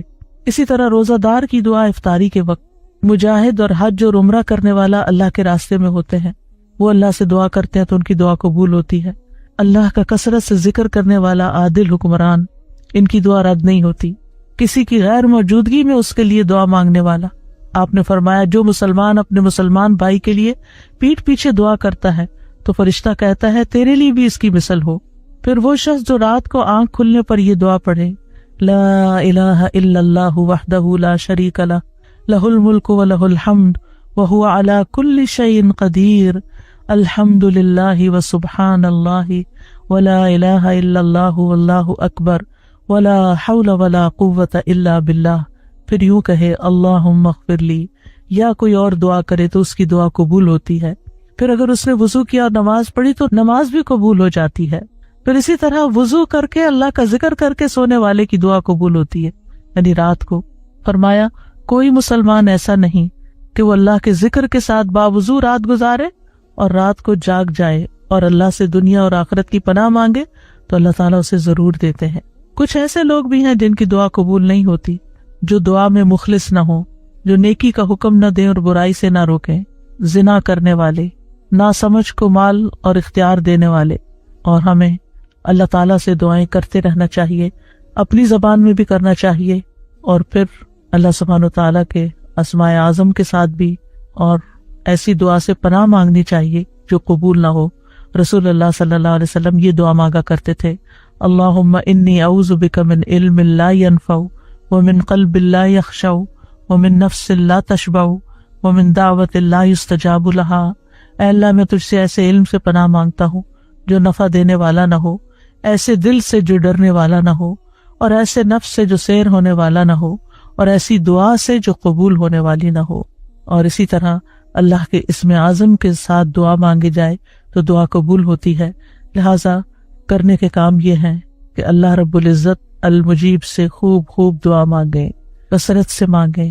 رمضان آ رہا ہے، عبادت کا مہینہ ہے، روزے کی حالت میں دعا قبول ہوتی ہے، दिन भर भी दुआ मांगे, तरावी के बाद भी मांगे, तिलावत कुरान के बाद भी मांगे, सदका खैरात करके भी मांगे। फिर इसी तरह ये है कि अगर आपको बहुत ज़्यादा दुआएं करनी नहीं आती तो आप कुछ किताबें हैं जैसे कुरानी और मसनूद दुआएं हैं, उसमें ऑथेंटिक दुआओं की सिलेक्शन की गई है। इसी तरह वो इय्याका नस्तईन किताब है, इनकी ऐप्स भी हैं। और आप सबके लिए अब खुशखबरी है कि एक नई ऐप दुआएं आ रही है, इंशाल्लाह रमज़ान का तोहफा है आप सबके लिए, बहुत मेहनत से बनाई गई है। और उसमें सिर्फ आप उसको स्क्रॉल करते जाएं और दुआ पढ़ते जाएं और अल्लाह से मांगते जाएं और अपने फेवरेट दुआओं पे निशान भी लगाते जाएं। फिर अगर सारी आप ना भी पढ़ सकें तो फेवरेट्स को तो कम से कम जरूर रोज पढ़ें। अल्लाह सुब्हानो ताला हम सब से हमारी दुआएं आइंदा कबूल फरमाए और हमें यकीन अता करे और हम कभी भी दुआ करने से आजिज ना आए। ए अल्लाह, तेरे ही लिए हम्द है, कोई हम नहीं है मगर वो तेरे इनामात से कम है। यानी हम जितनी भी तेरी हम्द करें तेरी नेमतों के मुकाबले में वो बहुत थोड़ी है। और तेरे ही लिए हर किस्म का शुक्र है, कोई शुक्र नहीं मगर वो तेरे एहसानात और इनामात से कम है। ए हमारे रब, तेरे लिए ही एहसानात, मेहरबानियां और तेरे ही लिए हर तरह की मिल्कियत है। बस तुझ से बुलंद और तुझ से ज्यादा बुजुर्गी वाली कोई चीज नहीं है। तू आसमान के अर्श पर बादशाह है, तू गालिब है। तेरी इज्जत और गलबे की वजह से चेहरे आजिज़ी और सजदा कर रहे हैं। अल्लाहुम्मा सल्ली अला मुहम्मदिन व अला आलि मुहम्मदिन कमा सल्लैता अला इब्राहीम व अला आलि इब्राहीम इन्नका हमीदुल मजीद। अल्लाहुम्मा बारिक अला मुहम्मदिन व अला आलि मुहम्मदिन कमा बारकता अला इब्राहीम व अला आलि इब्राहीम इन्नका हमीदुल मजीद। आज हम इंशाअल्लाह सुबह से लेकर शाम तक मुख्तलिफ मौक़े की मुनासबत से जो दुआएं हम पढ़ते हैं उनके बारे में कुछ बात करेंगे। दुआ हमेशा इबादत की नीयत से की जानी चाहिए कि हम अल्लाह ताला की इबादत कर रहे हैं, हम अल्लाह ताला का जिक्र कर रहे हैं। अगर इंसान अपनी जिंदगी में कोई परेशानी देखता है या उसकी जिंदगी में कोई खौफ होता है या कोई ऐसी चीज होती है जो उसे तकलीफ देती है, तो जब उसको दूर करने के लिए अपने रब से दुआ करता है तो वो सिर्फ उस तकलीफ और उस परेशानी को ही जहन में ना रखे, बल्कि यानी जिस मकसद के लिए वो दुआ मांग रहा है, मसलन या अल्लाह मेरे सर में दर्द है तो इसे ठीक कर दे, तो सिर्फ ये मकसद नहीं होना चाहिए, बल्कि आला तरीन दर्जा क्या है कि मैं अल्लाह सुब्हानो ताला से अब एक कुर्ब का ताल्लुक चाहती, अल्लाह के करीब होना चाहती, इबादत की नियत ही करे, जो कि सबसे बुलंद मकसद है, क्योंकि अल्लाह ताला ने हमें अपनी इबादत के लिए पैदा किया है। लिहाजा जब हम दुआ करते हैं तो इबादत की हालत में होते हैं और इस तरह इंसान को अपनी दुआ के फायदेमंद होने का यकीन भी ज्यादा होगा। तो जब इंसान सारा दिन मुख्तलिफ मौक़े की मुनासबत से दुआएं करता चला जाता है तो इस तरह इंसान दरअसल अपने रब की इबादत में रहता है। तो इस सिलसिले में अक्लमंद लोगों की जो सिफत कुरान मजीद में बताई गई है वो कुछ यूं है, वो जो खड़े और बैठे और अपने पहलुओं पर लेटे हुए अल्लाह को याद करते हैं और वो आसमान और जमीन की तख्लीक में गौर व फिक्र करते हैं और पुकारते हैं, ए हमारे रब, तूने ये सब कुछ बेमकसद पैदा नहीं किया, तू पाक है और हमें आग के अजाब से बचा ले। जैसा कि आप जानते हैं कि ये आयत सूरत आल इमरान की आखिरी आयत में से है और इसमें अल्लाह सुब्हानो ताला अक्लमंद लोगों की कुछ सिफात बयान कर रहे हैं। अक्लमंद कौन होते हैं? अक्लमंद वो होते हैं जो हर हाल में अल्लाह को याद करते रहते हैं, हर मौके की मुनासबत से अल्लाह ताला से दुआ करते हैं, क्योंकि दुआ इबादत का निचोड़ है, दुआ इबादत का सबसे आला और अफजल हिस्सा है। यानी वैसे तो हम जो इबादत करते हैं उसे नमाज पढ़ते हैं, वो एक मखसूस शक्ल है इबादत की और उसमें हम एक मखसूस हालत में कुछ देर के लिए अल्लाह ताला के हुजूर हाजिर होते हैं और फिर उसके बाद क्या होता है, हम अपनी जाए नमाज तय कर देते हैं और उठ जाते हैं, फिर दुनिया में लग जाते हैं। तो क्या अल्लाह ताला से बस इतनी देर का ताल्लुक होना चाहिए? नहीं, अक्लमंद इंसान का ताल्लुक सबसे बड़ी हस्ती अल्लाह रब्बुल इज्जत के साथ हर लम्हे का ताल्लुक होता है। हर लम्हा उसके दिल में अपने रब की याद होती है और जो अपनी दुनिया में भी वो मुख्तलिफ हालात से गुजरता है, कभी वो खड़ा है, कभी वो बैठा है, कभी वो लेटा हुआ है, तो इन तीनों हालतों में इंसान अपने रब को भूलता नहीं। अल्लाह का बंदा हर हाल में अपने रब को याद करता है یعنی کچھ کام ہم کھڑے ہو کر کرتے ہیں، کچھ کام ہم بیٹھ کر کرتے ہیں، اور کبھی ہم آرام کرنے کے لیے لیٹ جاتا ہے، یا کوئی بیمار ہوتا ہے تو لیٹ جاتا ہے۔ تو چاہے آپ صحت مند ہو، چاہے آپ بیمار ہو، ہر حال میں اپنے رب کو یاد کرتے رہیں اور اس کو پکارتے رہیں اور اس سے دعا کرتے رہیں۔ چاہے آپ روزی کمانے کے لیے نکلے ہیں، چاہے آپ کسی کی عیادت کے لیے نکلے ہیں، چاہے آپ گھر کے اندر ہیں، چاہے آپ گھر سے باہر ہیں، بازار میں ہیں، کھا پی رہے ہیں، شادی بیاہ کا موقع، ہر موقع کی مناسبت سے ہمیں دعائیں سکھائی گئی ہیں، اذکار سکھائے گئے ہیں۔ اور عقل والوں کی دوسری صفت اس آیت میں یہ بیان ہوئی ہے کہ وہ ذکر کے ساتھ ساتھ اللہ سبحانہ تعالیٰ کی تخلیق پر بھی غور کرتے ہیں، کیونکہ اللہ کی تخلیق پر، اللہ کی مخلوق پر، اللہ کی کریشن پر غور و فکر کرنا دراصل انسان کو اللہ کے قریب کرتا ہے، اور اس کے دل میں اللہ سبحانہ تعالیٰ کی یاد اور زیادہ گہرائی کے ساتھ آتا ہے۔ یعنی ایک تو ہے کہ ہم رٹی رٹائی دعائیں پڑھ لیں، صحیح پروننسیشن کے ساتھ ان کو یاد کر لیں، اور پھر جب جو موقع آئے تو ٹھک سے بس وہ دعا پڑھی اور بات ختم، اور دل میں ہمارے اللہ کی یاد ہی نہ ہو۔ یہ ذکر نہیں ہو، یہ قرب نہیں ہوتا۔ قرب یہ ہوتا ہے کہ انسان کی روح بھی سرشارات، یعنی جس طرح انسان اپنی زبان، اپنے کان، اپنی عقل استعمال کرتا، اپنی آنکھیں استعمال کرتا ہے کوئی چیز پڑھنے میں، سننے میں، سمجھنے میں، اسی طرح اس کا دل بھی ساتھ شامل، اور دل ساتھ شامل نہیں ہو سکتا جب تک آپ کے دل میں اللہ کی بڑائی نہیں آتی، اور اللہ کی بڑائی آتی نہیں جب تک آپ اللہ تعالیٰ کی کائنات میں غور و فکر نہیں کرتے۔ جب آپ غور و فکر کرتے ہیں اور جب آپ کسی نتیجے میں پہنچتے ہیں تو آپ کی روح سرشار ہو جاتی ہے، آپ کے اندر آپ واقعی کانپ اٹھتے ہیں اللہ تعالیٰ کی عظمت اور بڑائی کے ساتھ۔ تو وہ بھی بے حد ضروری ہے، کیونکہ اس حالت میں دراصل انسان پھر حق کے آگے جھک جاتا ہے، اور انسان کی زبان سے بھی اچھی بات نکلتی ہے، اور پھر وہ صرف اوپر کی لپ سروس نہیں ہوتی، اللہ تعالیٰ بہت بڑے ہیں اور ہم اللہ کا شکر ادا کرتے ہیں، اس طرح سی باتیں ہم روٹین میں بہت کہتے رہتے ہیں، لیکن ان کے ساتھ، ان باتوں کے ساتھ ہمارے دل کی حالت کیا ہوتی ہے اس پر ہم کبھی توجہ نہیں کرتے۔ لیکن عقل مند لوگ اللہ سبحانہ تعالیٰ کو دل سے یاد کرتے ہیں اور غور و فکر کرتے ہیں، اور ہر حال میں، ہر موقع کی مناسبت سے وہ اللہ کو یاد کر رہے ہوتے ہیں۔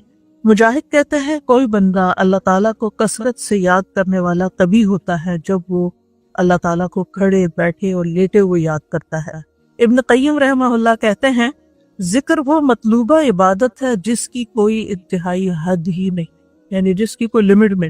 باقی رمضان 30 روزے ہیں، حج کا مخصوص موسم ہے، زکوٰۃ سال میں 1 دفعہ ہوتی ہے، نماز دن میں 5 دفعہ ہوتی ہے، یہ عبادات ہیں۔ لیکن ذکر ایک ایسی عبادت ہے کہ جس میں کوئی لمٹ نہیں ہمیں بتائے گی کہ بس اتنی دیر، اتنے گھنٹے، اتنے دن، یہ اتنا وقت کرنا۔ اور پھر وہ کہتے ہیں کہ اللہ سبحانہ تعالیٰ فرماتے ہیں یا ایھا الذین آمنوا اذکروا اللہ ذکرا کثیرا، کثرت سے اللہ کی یاد کرو، اور کوئی وقت ایسا نہیں کہ جس کے ساتھ یہ عبادت خاص ہو، یعنی کہ صرف صبح کے اتنے وقت یا شام کے اتنے وقت، اور کوئی حالت ایسی نہیں کہ جس میں ذکر نہ کیا جا سکتا ہو۔ نبی صلی اللہ علیہ وسلم کثرت کے ساتھ اللہ کا ذکر کیا کرتے تھے، اپنے تمام اوقات میں۔ یہ کان یذکر اللہ علی کل احیانہ، تمام اوقات میں ذکر کرتے ہیں۔ آپ بستر پر لیٹتے تو مسلسل ذکر کرتے رہتے تھے حتیٰ کہ آپ کی یعنی آنکھیں سو جاتی، اور پھر صرف ذکر ہی نہیں ہوتا تھا، غور و فکر بھی ہوتا تھا۔ اور غور و فکر کی اہمیت کا اندازہ آپ اسے لگا سکتے ہیں کہ صحابہ کرام کی عادت کیسے تھی۔ ام درداء سے پوچھا گیا کہ ابو درداء کا کیا حال تھا، یعنی ان کی عام عادت کیا تھی؟ انہوں نے کہا کہ اکثر وہ سوچوں میں غرق رہتے تھے، یعنی غور و فکر کیا کرتے تھے۔ ان سے پوچھا گیا کہ آپ کا کیا خیال ہے، کیا غور و فکر کرنا اعمال میں سے ایک عمل ہے، یعنی یہ بھی ہمارے اعمال میں شمار ہوگا؟ انہوں نے کہا ہاں، یہ ایک ایسا عمل ہے جس سے یقین حاصل ہوتا ہے۔ ایک تو ہے آپ ایمان لے آئے اللہ پر، اس کے رسولوں پر، کتابوں پر، جو آپ کو سکھایا گیا آپ نے سیکھ لیا، آپ نے شروع کر دیا۔ لیکن ایک یہ ہے کہ ایمان کا بھی ایک انتہائی درجہ ہوتا ہے، ٹاپ کا درجہ ہوتا ہے، وہ یقین ہوتا ہے، اور یہ اللہ تعالیٰ کی تخلیق پر غور کرنے سے ہی آتا ہے۔ ابن عون کہتے ہیں کہ غور و فکر کرنے سے غفلت ختم ہوتی ہے اور دل میں خشیت پیدا ہو جاتی ہے، جیسا کہ پانی کاشتکاری کے لیے نباتات اگاتا ہے۔ اسی طرح جتنا غم دلوں کو چمکاتے ہیں اتنا کوئی اور چیز دلوں کو نہیں چمکاتی، اور جتنا غور و فکر سے دل روشن ہوتے ہیں اتنا کسی اور چیز سے روشن نہیں ہوتے۔ یعنی غم سے انسان کا دل متاثر ہوتا ہے، چمکانے سے مراد یہاں پر پازیٹیو معنوں میں نہیں ہے، لیکن یہ کہ یعنی غم اندھیرا کر دیتے ہیں ایک طرح سے، اور ذکر جو ہے ان میں روشنی پیدا کر دیتا ہے. یہ بغوی کا قول ہے. حسن بصری کہتے ہیں، یعنی امام بغوی نے اس کو ذکر کیا، قول تو ابن عون کا ہے. حسن بصری کہتے ہیں ایک گھڑی غور و فکر کرنا ساری رات کے قیام سے زیادہ بہتر ہے، کیونکہ اس میں انسان اللہ کے قرب کے فاصلے بہت تیزی سے طے کر لیتا ہے. تو ربنا ما خلقت هذا باطلا، انسان اس نتیجے پہ پہنچتا ہے کہ اللہ تعالیٰ نے کائنات میں کوئی بھی چیز بیکار پیدا ہے، چاہے کوئی پتا ہے، ایک مکھی ہے، ایک مچھر ہے، کوئی بھی چیز بے معنی نہیں، بے مقصد نہیں اور عبث نہیں، بلکہ ایک تو انسان کے زمین کو انسان کے رہنے کی جگہ بنایا اور اس کی ضروریات کے لیے چیزیں پیدا کی، اور دوسرا یہ کہ یہ چیزیں بعض اوقات ایسی چیزیں انسان کی توجہ کی طرف کھینچ لیتی ہیں کہ جس کے ذریعے جو بنانے والا ہے، جو خالق ہے، اللہ الخالق ہے، اس کی عظمت دل میں بیٹھ جاتی ہے. سبحانکا، انسان پھر قدرتی طور پہ پکارتا ہے تو پاک ہے اس سے کہ کوئی عبث بیکار کام کرے.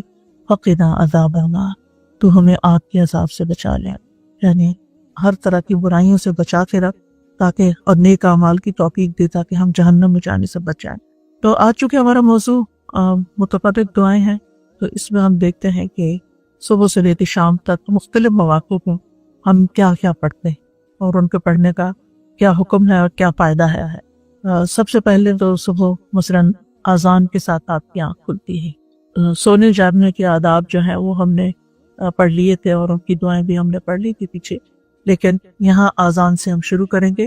تو اذان کے الفاظ آپ کو معلوم، اللہ اکبر اللہ اکبر اشہد ان لا الہ الا اللہ، دو دفعہ، اور پھر اشہد ان لا الہ الا اللہ دو دفعہ، اللہ اکبر اور پھر اشہد ان لا الہ الا اللہ دو دفعہ، اور پھر اشہد ان لا الہ الا اللہ، اشہد ان محمد رسول اللہ دو بار، حی علی الصلاۃ دو بار، حی علی الفلاح دو بار، اللہ اکبر دو بار، اور پھر لا الہ الا اللہ. ٹھیک ہے. ابو سعید خدری کہتے ہیں رسول اللہ صلی اللہ علیہ وسلم نے فرمایا، جب تم اذان سنو تو وہی کلمات کہو جو مؤذن کہتا ہے.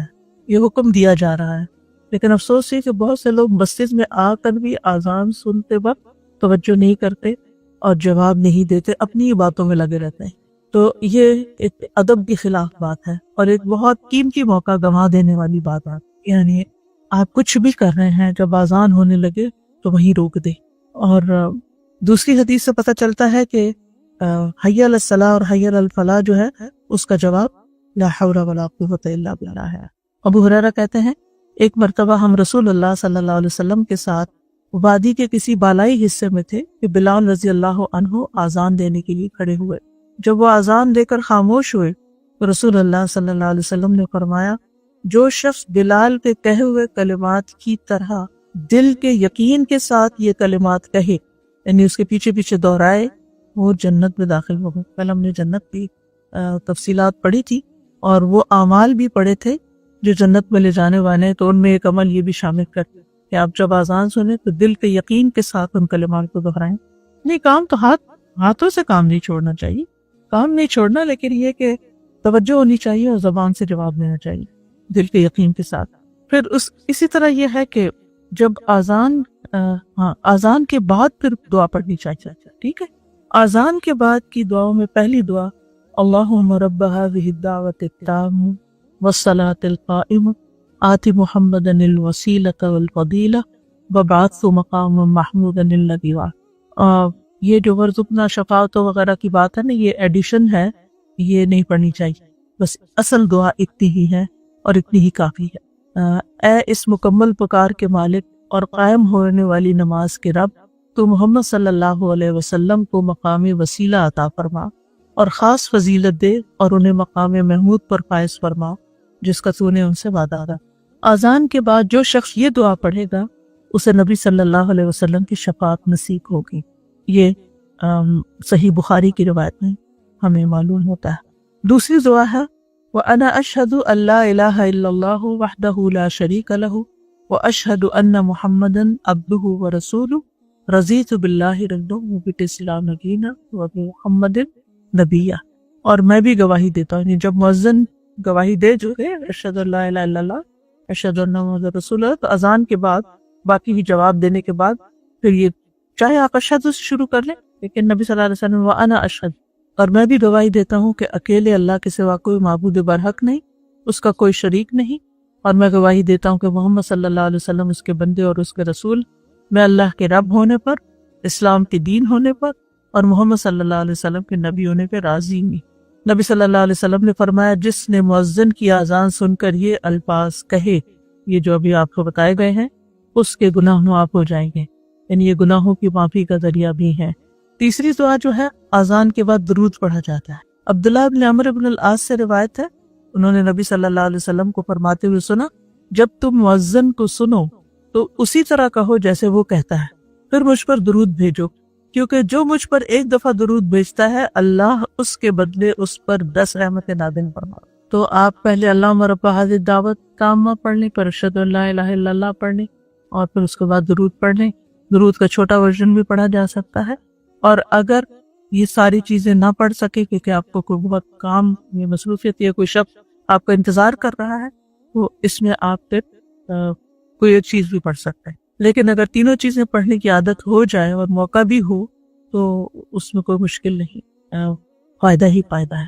اب دروشی پڑھا تو 10 رہتے ہیں آگے، اگلی اذان تک آپ کے بہت سے کام آسان ہو جائیں گے انشاءاللہ۔ اللہ کی رحمت آ جائے تو ہر چیز آسان ہو جاتی ہے۔ رحمت ہی تو چاہیے ہر معاملے میں اس کی۔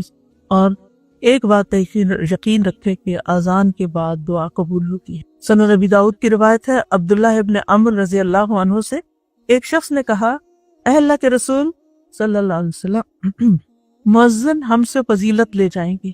تو رسول اللہ صلی اللہ علیہ وسلم نے فرمایا، تم بھی ویسے ہی کہا کرو جیسے وہ کہتے ہیں، یعنی مؤذن تو اذان دے کے فضیلت حاصل کرے تو تم بھی کہہ لیں، اور جب تم اس سے فارغ ہو جاؤ تو سوال کرو یعنی اللہ سے، اور دعا مانگو، دیے جاؤ۔ اسی طرح آپ صلی اللہ علیہ وسلم نے فرمایا، الدعاء لا يرد بین الاذان والاقامہ، اذان اور اقامت کے درمیان دعا رد نہیں ہے۔ تو جتنی ہماری اہم دعائیں ہیں وہ ضرور مانگ لی جائے۔ آپ یہ بھی کر سکتے ہیں کہ صبح کی فجر کے بعد ایک چیز مانگ لیں، ظہر کے بعد دوسری۔ میں 1 اور 2 اس لیے کہہ رہی ہوں کہ منیمم ٹارگٹ دے رہے ہیں، زیادہ تو پھر آپ جتنی دیر چاہے مانگتے رہیں جب تک اقامت نہیں ہوتی، یعنی نماز شروع نہیں ہو جاتا۔ آپ گھر میں ہوتے ہیں تو اقامت تو نہیں ہوگی، لیکن جب تک آپ نماز شروع نہیں کر دیتے اس وقت تک، مثلا کچن میں بھی آپ کام کر رہے ہیں تو چلتے پھرتے اپنی دعائیں ساتھ ساتھ مانتے رہ رہے ہیں۔ تو زندگی میں مختلف چیزیں ہوتی ہیں نا، جو کچھ چیزوں سے ہم نجات چاہتے ہیں اور کچھ چیزوں کا حصول چاہتے ہیں، تو اگر ہم بانٹ لیں گے تو پھر کوئی چیز بھولے گی نہیں۔ ورنہ ربنا آتنا فی الدنیا حسنۃ وفی الآخرۃ حسنۃ وقنا عذاب النار کی دعا سب کچھ جمع کر لیا۔ اذان سننے کے بعد پھر پہلا کام ہوتا ہے وضو کرنا، تو پھر وضو کی دعائیں بھی پڑھنی چاہیے۔ تو اذان کے بعد پھر وضو کیا جاتا ہے، تو وضو کی دعاؤں میں وضو کرنے سے پہلے بسم اللہ پڑھنا ضروری، خالی بسم اللہ، یعنی پوری بسم اللہ الرحمن الرحیم کہنا ضروری نہیں ہے، بسم اللہ کہہ کے آپ شروع کر سکتے۔ اور بعض علماء یہ کہتے ہیں کہ پڑھنا واجب ہے، لیکن اگر انسان بھول جائے تو پڑھنا ساقط ہو جاتا ہے، یا بیچ میں یا بعد میں وضو کرنے کے بعد نہیں پڑھی جائے گی۔ اب سوال یہ پیدا ہوتا ہے کہ اگر واجب ہے اور پڑھی نہیں تو پھر وضو کیا درست ہے؟ جی وضو درست ہے، ثواب سے محروم ہے۔ جو بسم اللہ پڑھ کے ثواب ملنا تھا وضو کا، وہ رہ گیا آپ کا، جو آپ نے ایک سنت پوری کرنے سے حاصل کرنا تھا۔ تو محتاط بات یہی ہے کہ وضو سے پہلے بسم اللہ کہہ لیا جائے۔ اب اگلا سوال یہ ہوگا کہ ہم تو جہاں وضو کرتے ہیں وہاں ٹوائلٹ بھی ہوتا ہے، تو اس میں آپ دیکھیے کہ آپ دل میں کہہ لیں یا واش روم میں داخل ہونے سے پہلے کہہ لیں۔ اب اگر دیکھیں آپ چپکے سے دل میں کہہ لیتے ہیں تو اس سے کیا فرق پڑا، منہ سے اونچی آواز سے نہ بول۔ پھر وضو کے بعد کی دعائیں، ان میں سے ایک دعا ہے، اشہد ان لا الہ الا اللہ وان محمدا عبد اللہ ورسولہ، میں گواہی دیتا ہوں کہ اللہ کے سوا کوئی معبود نہیں اور محمد صلی اللہ علیہ وسلم اس کے بندے اور اس کے رسول، یعنی اللہ کے بندے اور رسول۔ عقبہ بن عامر کہتے ہیں، ہمارے ذمے اونٹ چرانے کا کام رہا، میری باری آئی تو میں شام کے وقت ان کو چرا کر واپس لایا، تو میں نے رسول اللہ صلی اللہ علیہ وسلم کو اس حال میں پایا کہ آپ کھڑے ہو کر لوگوں کو ارشاد فرما رہے تھے۔ مجھے آپ کی یہ بات سننے کو ملی کہ جو بھی مسلمان وضو کرتا ہے اور وہ اچھی طرح وضو کرتا ہے، پھر کھڑے ہو کر اپنے دل اور چہرے کی توجہ کے ساتھ 2 رکعت نماز ادا کرتا ہے تو اس کے لیے جنت واجب ہے۔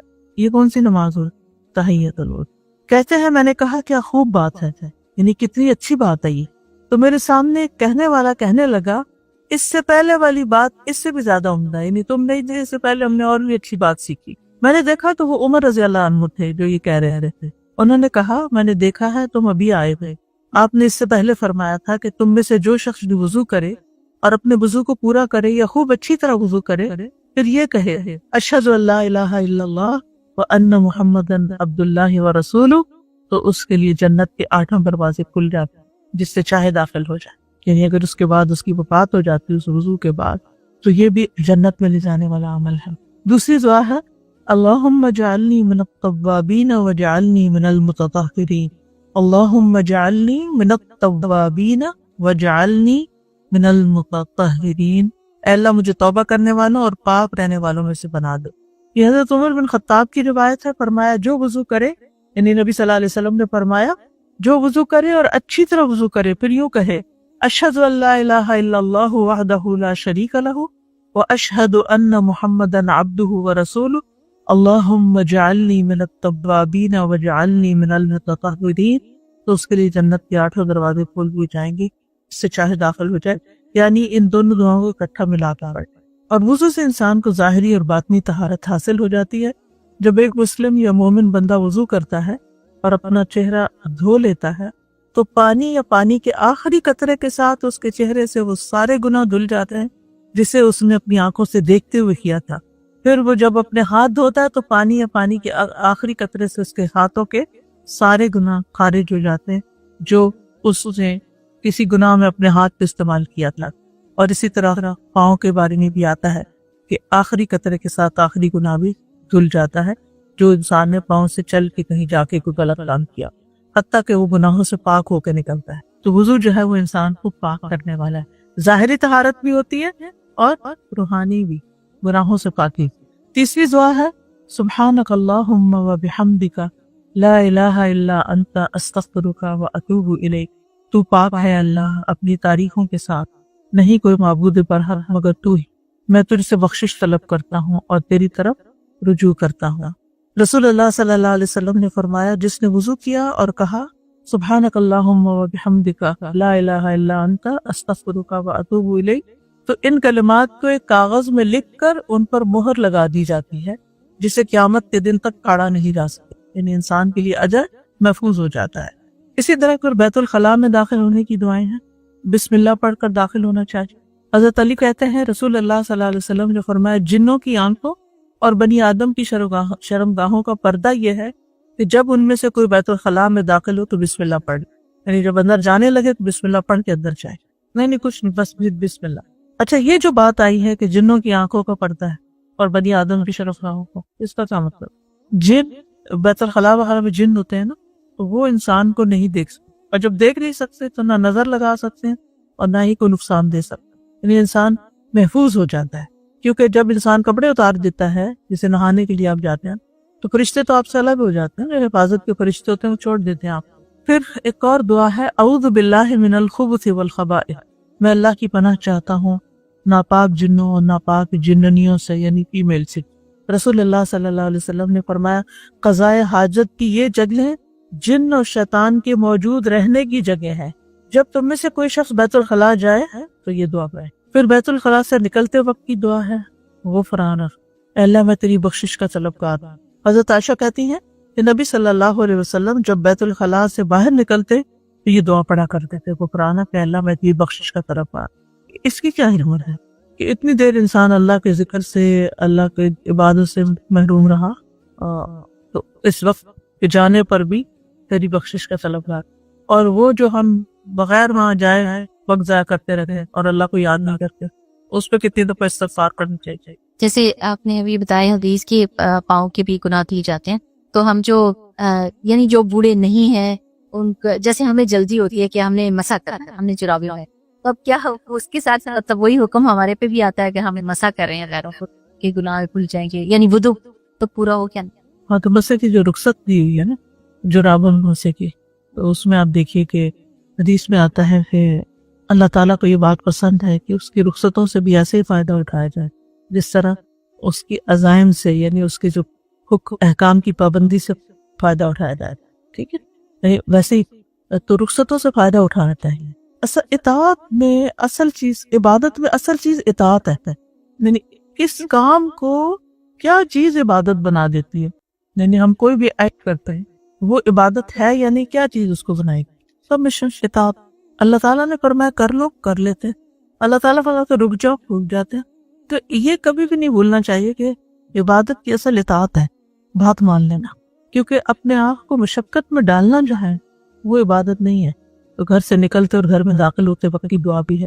پھر بسم اللہ پڑھ کے دروازہ کھولیں، اور گھر میں جب داخل ہوں تو بھی بسم اللہ پڑھیں. جابر کہتے ہیں میں نے رسول اللہ صلی اللہ علیہ وسلم کو فرماتے ہوئے سنا، جب آدمی اپنے گھر میں داخل ہوتا ہے تو وہ داخل ہوتے وقت اور کھانا کھاتے وقت اللہ کا نام لیتا ہے تو شیطان کہتا ہے کہ آج تمہارے لیے اس گھر میں نہ رات گزارنے کی جگہ ہے اور نہ ہی رات کا کھانا ہے. اس نے اپنا کھانا بھی پروٹیکٹ کر لیا گھر میں. اور اگر وہ داخل ہوا لیکن اپنے داخل ہوتے ہوئے اللہ کا نام نہ لے تو کہتا ہے تم نے رات گزارنے کی جگہ پا لی.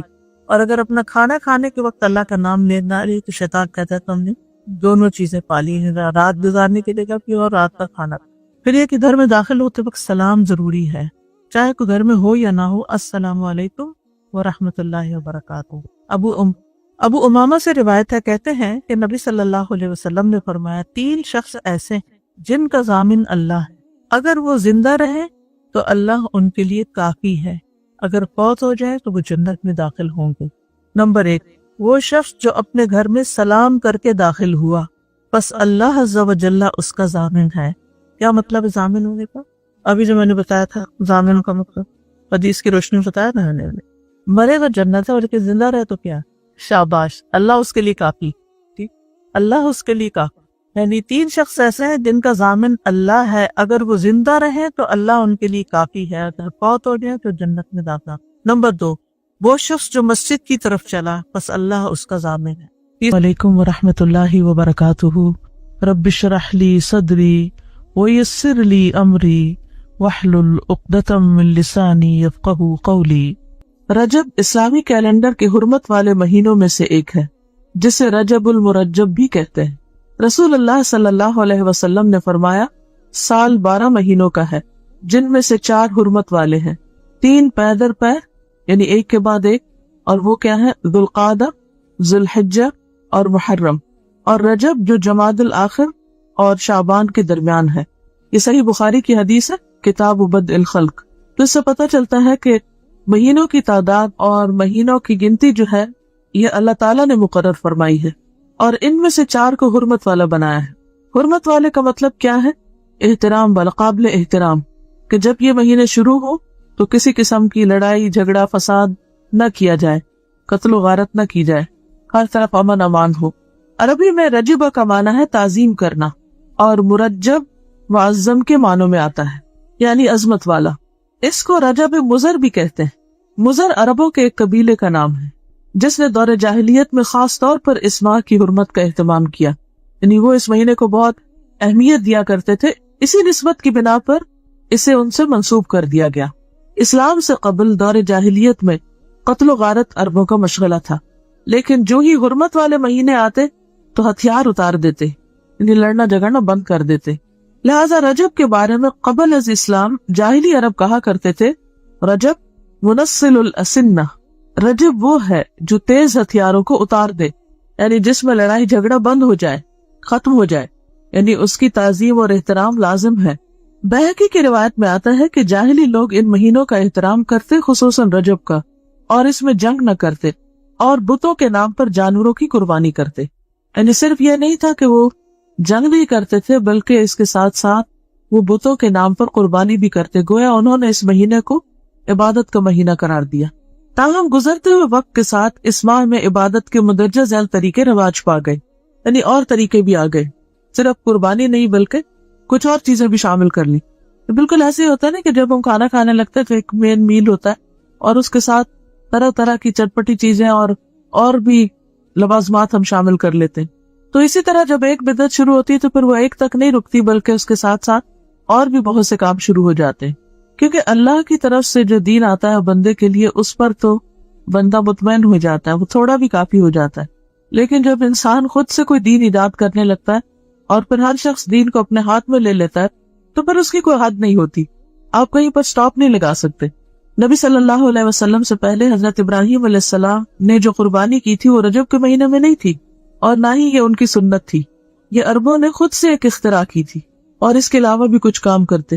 اور پھر نہ صرف یہ کہ دور جاہلیت میں بلکہ دور اسلام کے بعد بھی جب دین کی تعلیمات آہستہ آہستہ لوگوں کے اندر سے کم ہونا شروع ہوئی اور بہت سی بدعات نے رواج پا لیا، تو پھر مسلمان ہوتے ہوئے بھی لوگ اس مہینے کو بہت معزز و محترم قرار دیتے اور اس میں عبادت کے خود ساختہ طریقے انہوں نے رائج کر دیے جو کہ اصل سنت سے ثابت نہیں۔ اللہ سبحانہ و تعالی دعاؤں کا سننے والا ہے۔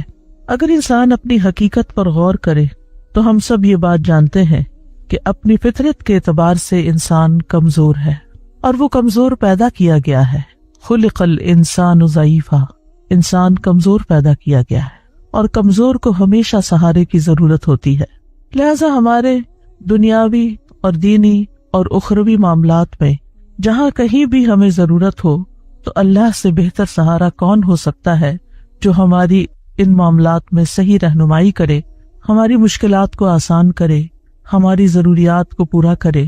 لہٰذا ہمیں اسی کی طرف رجوع کرنا چاہیے، اسی کو پکارنا چاہیے تاکہ ہمیں رہنمائی نصیب ہو۔ لعلہم یرشدون، انسان کوئی بھی ہو، امیر ہو، غریب ہو، بادشاہ ہو، فقیر ہو، مرد ہو، عورت ہو، بچہ ہو، بوڑھا ہو، جوان ہو، دنیا میں کتنے بھی کارنامے کر چکا ہو، لیکن وہ سب اللہ کے محتاج ہیں۔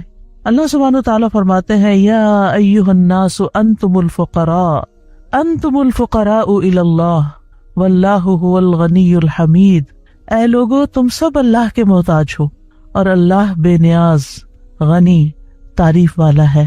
لہٰذا ہم سب محتاج ہیں، ہم سب ضرورت مند ہیں، ہم سب اپنے رب کی عنایتوں اور نوازشوں اور رحمتوں کے منتظر ہیں۔ لہٰذا ہمیں اسی کی طرف رجوع کرنا ہے، چھوٹی مشکل ہو یا بڑی مشکل ہو، صحت کا مسئلہ ہو یا اولاد میں کوئی مسئلہ ہو، گھریلو ناچاکیاں ہوں یا جن جادو یا نظر کا معاملہ ہو، یا کسی بھی جسمانی تکلیف اور بیماری کا یا مالی پریشانی کا کوئی بھی مسئلہ ہو، ہم سب کو اپنے رب ہی کی طرف رجوع کرنا چاہیے، اور ہمارا رب قریب ہے۔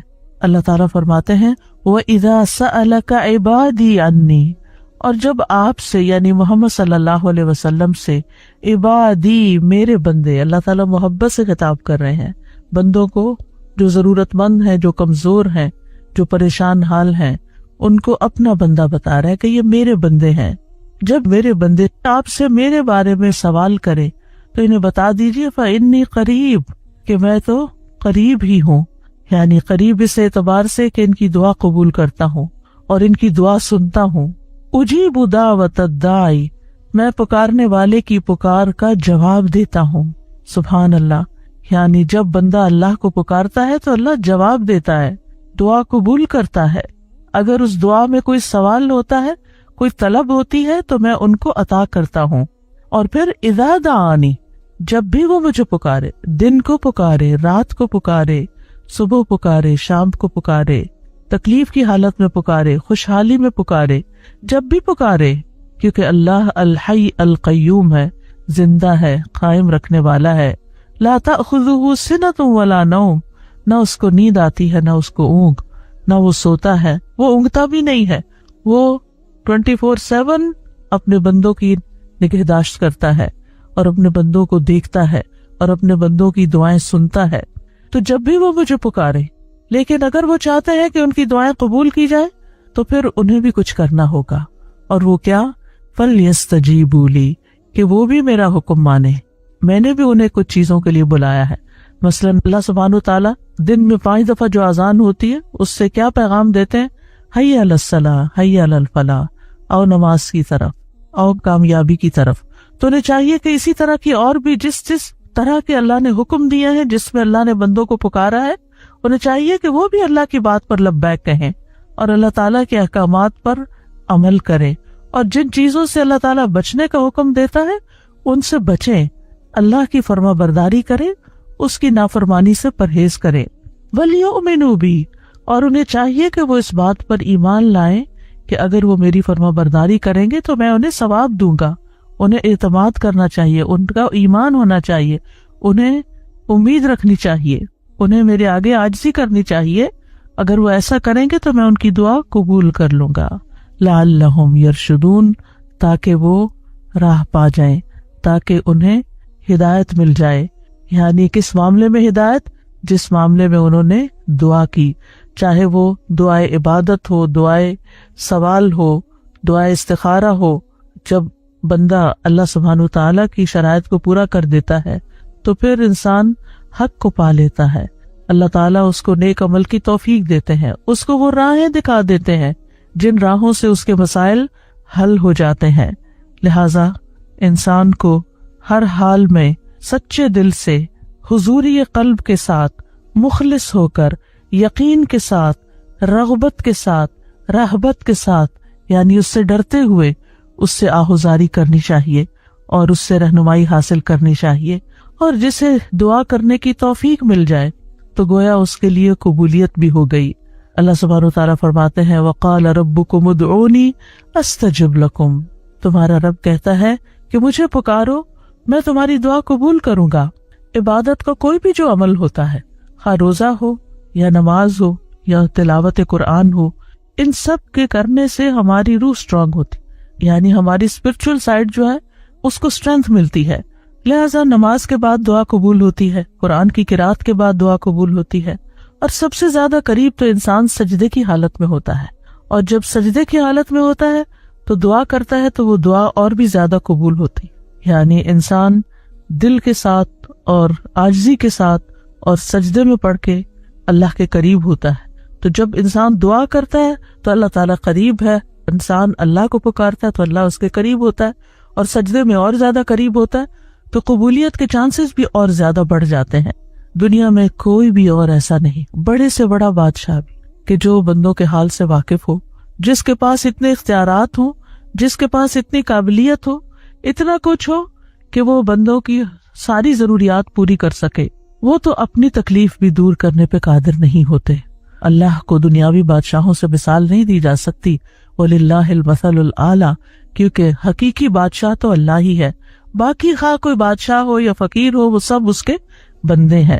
لہٰذا ہمیں اللہ کے قرب کو محسوس کرتے ہوئے اللہ سبحانہ وتعالیٰ سے دعا کرنی چاہیے، اور اللہ سبحانہ وتعالیٰ کا قرب اس کے محسن بندوں کو حاصل ہوتا ہے۔ قرآن مجید میں آتا ہے ان رحمت اللہ قریب من المحسنین، سورۃ الاعراف 56، بے شک اللہ کی رحمت نیکی کرنے والوں کے قریب ہے۔ لہٰذا نیکی کا کوئی بھی جو کام آپ کرتے ہیں اس کے بعد دعا کریں، چاہے آپ صدقہ خیرات کریں، چاہے آپ ذکر اذکار کریں، درود شریف پڑھیں۔ درود شریف تو خود ایک مکمل دعا ہے، اگر انسان کوئی بھی اور دعا نہ مانگے، صرف درود شریف ہی پڑھتا رہے تو اس کی ساری حاجات پوری ہو جاتی ہے۔ اور خاص طور پر جب بندہ اللہ کو پکارتا ہے تو اللہ بندے کے قریب ہوتا ہے۔ ابو موسیٰ اشعری کہتے ہیں کہ ہم ایک سفر میں رسول اللہ صلی اللہ علیہ وسلم کے ساتھ تھے، جب ہم کسی وادی میں اترتے تو لا الہ الا اللہ اور اللہ اکبر کہتے اور ہماری آوازیں بلند ہو جاتی، تو نبی صلی اللہ علیہ وسلم نے فرمایا اے لوگوں اپنی جانوں پر رحم کرو، کیونکہ تم کسی بہرے یا غائب کو نہیں پکار رہے، وہ تو تمہارے ساتھ ہی ہے، بے شک وہ سننے والا اور تم سے بہت قریب ہے، اس کا نام برکتوں والا ہے اور اس کی عظمت بہت ہی بڑی ہے۔ لہٰذا ایسے رب کو پکار کر کبھی کوئی مایوس ہو سکتا ہے۔ زکریا علیہ السلام نے کہا تھا کہ وَلَمْ أَكُنْ بِدُعَائِكَ رَبِّ شَقِيًّا، کہ تجھ سے دعا مانگ کے تو اے رب میں کبھی نامراد ہوا ہی نہیں، میری تو ساری ہی قبول ہوئی۔ اور یہ حقیقت ہے کہ جب بندہ دعا کرتا ہے تو دعا قبول ہوتی ہے، چاہے وہ نیک ہو، اس کو مانتا ہو یا نہ مانتا ہو، وہ ہر ایک کی سنتا ہے، اور پھر وہ کس شکل میں قبول ہوتی، یا تو اس کو وہی چیز مل جاتی ہے جو اس نے مانگی ہوتی ہے، یا پھر اس جیسی کوئی تکلیف دور کر دی جاتی ہے یعنی اس درجے کی، اور یا پھر قیامت کے دن کے لیے محفوظ کر دی جاتی، اور وہاں جا کر تو بندہ یہ چاہے گا کہ کاش دنیا میں اس کی کوئی بھی دعا قبول نہ ہوتی اور آج ساری دعائیں حسنات کی شکل میں میزان کو بھاری کرنے والی بن جاتی۔ یاد رکھیے کہ جتنے خلوص کے ساتھ بندہ دعا کرتا ہے اتنی ہی تیزی کے ساتھ دعا اوپر اٹھتی ہے، اور اتنی ہی تیزی کے ساتھ اللہ کی بارگاہ میں پہنچتی ہے۔ نبی صلی اللہ علیہ وسلم نے فرمایا جس نے لا الہ الا اللہ وحدہ لا شریک لہ لہ الملک ولہ الحمد وہو علی کل شیء قدیر، اپنے دل سے خالص ہو کر زبان سے اس کی تصدیق کرتے ہوئے کہا تو اس کے لیے آسمان کے دروازے کھول دیے جاتے ہیں، حتیٰ کہ اللہ تعالیٰ زمین میں اس کے کہنے والے کی طرف دیکھتا ہے۔ جس کی طرف اللہ نے دیکھ لیا اس بندے کا یہ حق ہے کہ اس کا مطالبہ اس کو عطا کر دے۔ لہذا کمی ہمارے اندر ہوتی. ہمیں دعا کرنے کا ڈھنگ نہیں آتا, ہمیں مانگنا نہیں آتا, ہم پورے یقین سے نہیں مانگتے, ہمارے اندر وہ خلوص نہیں ہوتا, لہذا قبولیت بھی اس درجے کی نہیں ہوتی. یاد رکھیے تمام مخلوق اللہ سے مانگتی ہے اور اللہ سبحانہ تعالی ہر دن ایک نئی شان میں ہوتا ہے. سورۃ الرحمن میں اللہ تعالیٰ فرماتے ہیں یسألہ من فی السماوات والارض کل یوم ھو فی شأن. اسی سے مانگ رہے ہیں جو کوئی آسمانوں اور زمین میں ہے, ہر دن وہ ایک نئی شان میں. یعنی ایک دن اگر ایک دعا قبول نہیں ہوئی تو اگلے دن پھر مانگ لی جائے, پھر مانگ لی جائے, کیونکہ ہمارا رب قریب ہے, مجیب ہے. وقال ربکم ادعونی استجب لکم ان الذین یستکبرون عن عبادتی سیدخلون جہنم داخرین. اور تمہارے رب نے فرمایا مجھے پکارو میں تمہاری دعا قبول کروں گا, بے شک وہ لوگ جو میری عبادت سے تکبر کرتے ہیں ان قریب ذلیل ہو کر جہنم میں داخل ہوں گے. تو یہاں دعا کو عبادت کہا گیا ہے. اگرچہ ہماری ضرورت ہوتی ہے تو ہم اللہ کو پکارتے ہیں, لیکن یہ پکارنا بھی ایک عبادت بن جاتا ہے اور اس پر بھی انسان اجر پاتا ہے. اور یاد رکھیے وہ بہترین قبولیت بخشنے والا ہے. قرآن و حدیث میں دعاؤں کی قبولیت کی بے شمار مثالیں ملتی ہیں کہ ہمارا رب ناممکن کو ممکن بنا دینے والا ہے. ہم دیکھتے ہیں کہ نوح علیہ السلام نے اللہ تعالیٰ کو پکارا تو اللہ تعالیٰ نے ان کی دعا قبول کر لی. وَلَقَدْ نَادَانَا نُوحٌ فَلَنِعْمَ الْمُجِيبُونَ سورۃ الصافات میں آتا ہے, اور بلا شبہ نوح نے ہمیں پکارا تو یقیناً ہم کتنے اچھے قبول کرنے والے, یعنی ان کی دعا ہم نے قبول کر لی. ایک دوسری جگہ پر آتا ہے سورۃ الانبیاء میں وَنُوحًا إِذْ نَادَى مِن قَبْلُ فَاسْتَجَبْنَا لَهُ فَنَجَّيْنَاهُ وَأَهْلَهُ مِنَ الْكَرْبِ الْعَظِيمِ.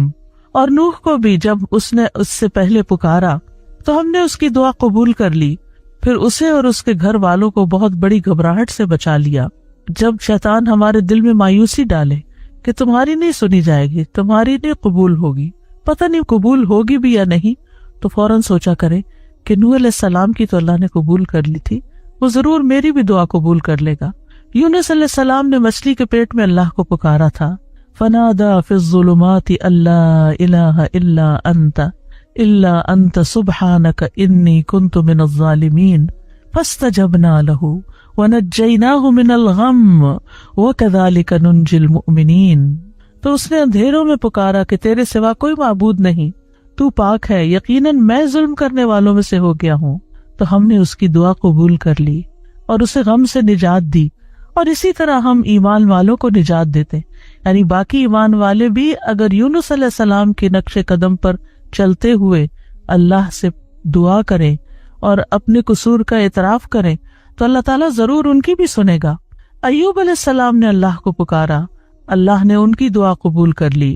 وَأَيُّوبَ إِذْ نَادَى رَبَّهُ أَنِّي مَسَّنِيَ الضُّرُّ وَأَنْتَ أَرْحَمُ الرَّاحِمِينَ فَاسْتَجَبْنَا لَهُ فَكَشَفْنَا مَا بِهِ مِنْ ضُرٍّ وَآتَيْنَاهُ أَهْلَهُ وَمِثْلَهُمْ مَعَهُمْ رَحْمَةً مِنْ عِنْدِنَا وَذِكْرَى لِلْعَابِدِينَ. اور ایوب جب اس نے اپنے رب کو پکارا کہ بے شک مجھے تکلیف پہنچی ہے اور تو رحم کرنے والوں میں سب سے زیادہ رحم کرنے والا ہے, تو ہم نے اس کی دعا قبول کر لی. مانگنے کا کتنا خوبصورت انداز ہے. بس اسے جو بھی تکلیف تھی دور کر دی اور اسے اور اس کے گھر والے اور ان کے ساتھ ان کی مثل اور عطا کر دیے اپنے پاس سے رحمت کے لیے اور ان لوگوں کی یاد دہانی کے لیے جو عبادت کرنے والے ہیں. یعنی جو باقی دعائیں کرنے والے ہیں ان کے لیے بھی ایک ریمائنڈر ہے کس طرح دعا کی جاتی ہے اور کیسے وہ قبول ہوتی ہے اور کیسے مشکلات آسان ہوتی ہیں. اس لیے اس رب سے مایوس ہونے کی ضرورت نہیں. یوسف علیہ السلام نے اللہ تعالیٰ کو پکارا تھا, اللہ تعالیٰ نے ان کی دعا قبول کر لی. قال رب السجن احب الی مما یدوننی الیہ وَإِلَّا تَصْرِفْ عَنِّي كَيْدَهُنَّ أَصْبُ إِلَيْهِنَّ وَأَكُن مِّنَ الْجَاهِلِينَ فَاسْتَجَابَ لَهُ رَبُّهُ فَصَرَفَ عَنْهُ كَيْدَهُنَّ إِنَّهُ هُوَ السَّمِيعُ الْعَلِيمُ.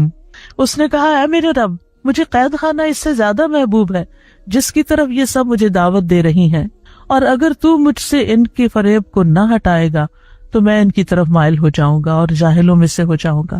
تو اس کے رب نے اس کی دعا قبول کر لی, بس اس سے ان عورتوں کا فریب ہٹا دیا. بے شک وہی سب کچھ سننے والا, سب کچھ جاننے والا ہے. ابراہیم علیہ السلام نے اللہ کو پکارا, اللہ نے ان کی دعا سن لی. ابن عباس رضی اللہ عنہ کہتے ہیں کہ کلمہ حسبنا اللہ